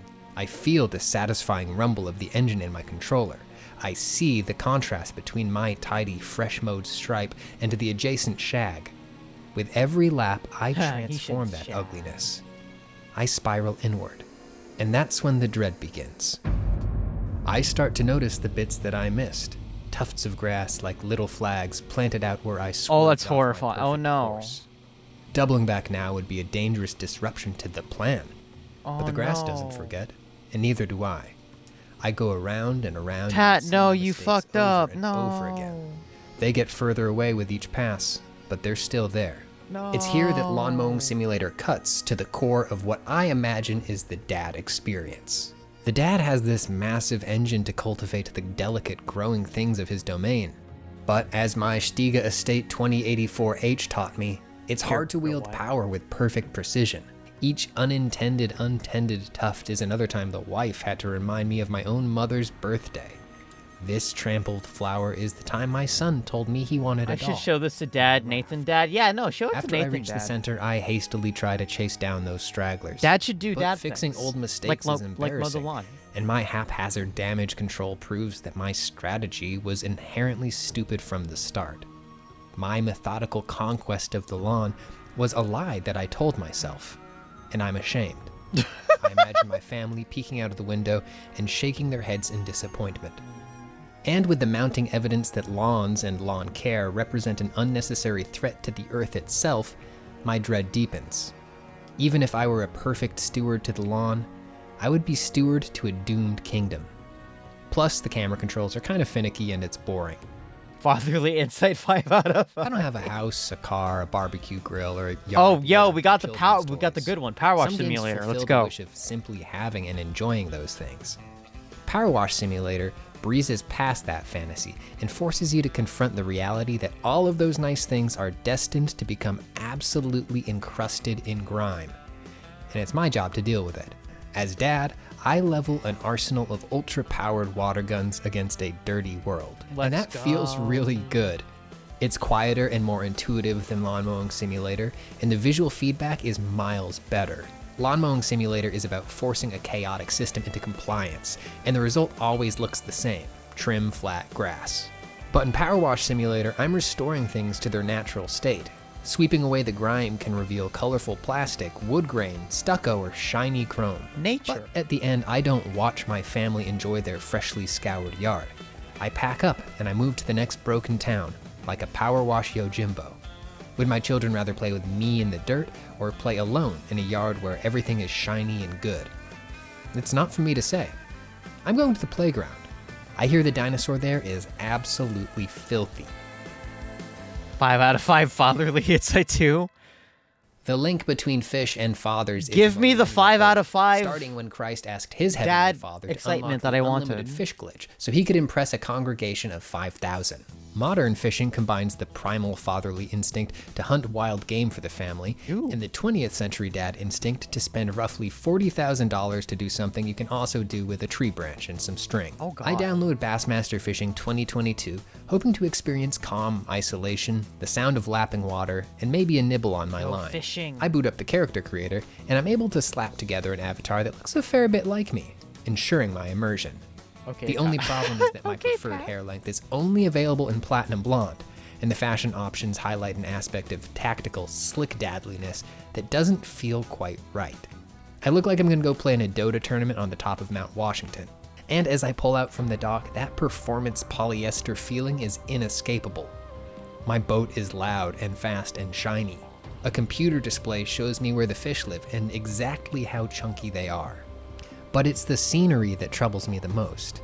This is not nature. This is a dad's playground, but it's the wrong kind of dad. What? Slate gray summer homes cast out perfectly manicured lawns whose artificial banks drop precipitously into the water. There are no natural buffer zones here, and my lawn care expertise tells me that nitrogen, phosphorus, and fertilizer runoffs are sliding right into the watershed. These idiots are asking for an algae bloom, and they deserve it. But the fish don't. I drive my boat further and further into the lake, trying to find something that feels like the nature I know. I cruise past millions of dollars in boat docks. Is he just horrified about the world? Eventually, I find a quiet cove where I can be the sort of dad I think I want to be. I cast and reel. Eventually, I get a bite. The fish and I have a little battle. I land it, and then I throw it back. I don't think I want this anymore.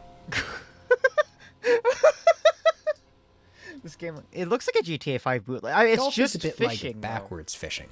Rather than traversing great distances across wetness, you trudge through verdant fields, and instead of using a special stick to coax an animal, fish, from its natural habitat, wet, you use one to escort an inorganic object, ball, into its man-made home, hole.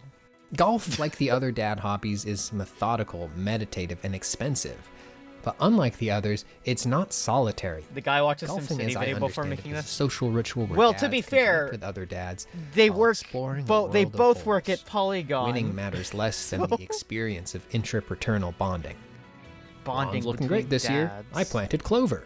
You know any good contractors? My wife wants to lease a Miata. Can you believe it? A Miata! I hope the golf club can make me feel less alone in my dadly endeavor. So I boot it up and I create my avatar. Once again, the default option looks a lot like me. What's that chin? Perfect. Oh my god. The gameplay is a simple matter of timing. I power up my swings and then release them at just the right time for maximum accuracy. The sound of the ball clattering into the hole is a soothing reward.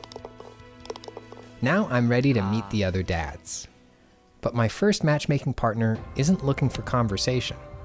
No questions asked. I love just golf. Anonymous hole action. What a Another swing. partner drops in and out without even exchanging pleasantries. The king. Not even Baby Juggy08 is interested. Pizza. What's his? Wait, his username is Pizza Dad 69. I return to the pro shop to ponder. My Is a son dad wants to go destined to art be school. alone, even amongst other dads? If not Oh, even no. the trials of golf can get us to open up to each other, what can? I buy a hat to make myself feel better. I queue up one last time. My performative dad talking points have all struck out. Anonymous I've tried talking hole like the dad in my head. Let's go. But it hasn't worked. All that's left to do is Not really be sure me. about this hat. And to my surprise, he responds. Do you think it's By the working end of nice? our game, we're exchanging genuine compliments. I feel a little more tightly swaddled in the brotherhood of dads. And all it took was doing the thing that felt undadly to me. Vulnerability. Why did I think that sharing my fears and insecurities was unbecoming of a father? That's a question to unpack in another review. Hey, we got a good game. Fun factor 4 out of 5 fatherly insight. The 5 out golf of club 5. was the game that taught me that being a dad doesn't have to be lonely, that too much power can take you off the course, that sometimes hats can make you feel nice. Hats! Dadland is a conflicted place. It's lonely, peaceful, powerful, healing, rules-driven, serene, isolating, and responsible. And all of those are resonant feelings, even for a non-dad like me. Anyways, this gutter ain't gonna power wash itself, champ.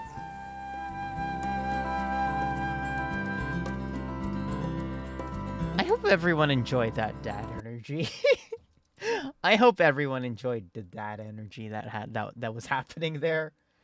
What about your hat? I like my hat. Who wouldn't like my hat? Like, look at it. Huh? Huh? Who wouldn't like this hat? Like, come on. It's such a good hat. It's so pretty. It's very orange. It's very shiny. And very orange. And sort of see-through. Ah. So, anyway, thank you guys, of course, for watching with me today on our wonderful Findin Out Friday. It was a very good time. Thank you guys for the raids, of course. And let's see who we can send you guys to in the meantime. If, you know, staying up and watching stuff at 1 in the morning is your jam, then yeah.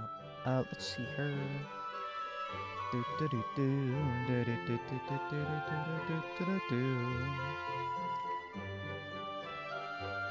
Raid into Dad. Well, Dad's not streaming on Twitch. That's the problem. Oh, you know what? I found a perfect target. Perfect raid target. You know what? Since you guys love the Alma... Like, wait, is Dad actually raiding? Hold on. Wait, is Dad's on Twitch? Oh god, Dad is on Twitch.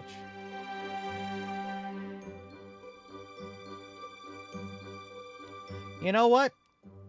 We watched a Dad. We're gonna raid a Dad. Let's follow our wonderful friend, Dad / real name Nathan, who does cool stuff, and he's playing Yakuza. So you know what? Let's do that.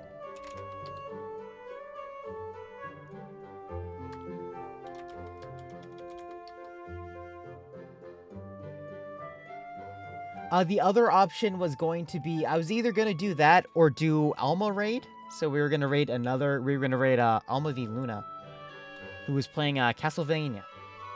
So, I think she's actually ending her stream. I'm not sure. Hold on. I'm going to double check.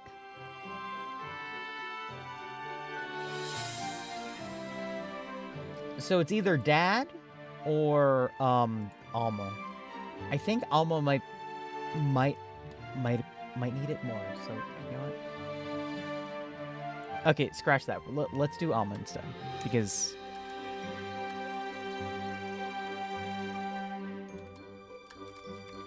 I think we might need to hold off a little bit because she is on our BRB screen. So I don't want to do that while during the BRB. I'm using the Dad emos when we raid her. It's fine. So yeah, we're gonna raid another.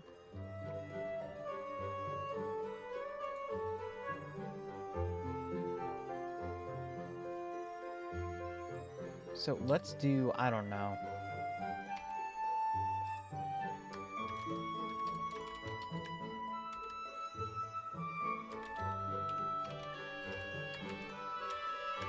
Let's have the raid message be this. You guys ready? Anyway, so thank you guys for tuning in. See you guys tomorrow on Discord for the BattleBots watch party, of course.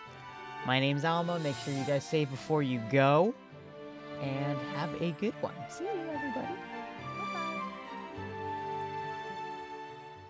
And of course, we're going to raid in 5, 4, 3, 2, 1.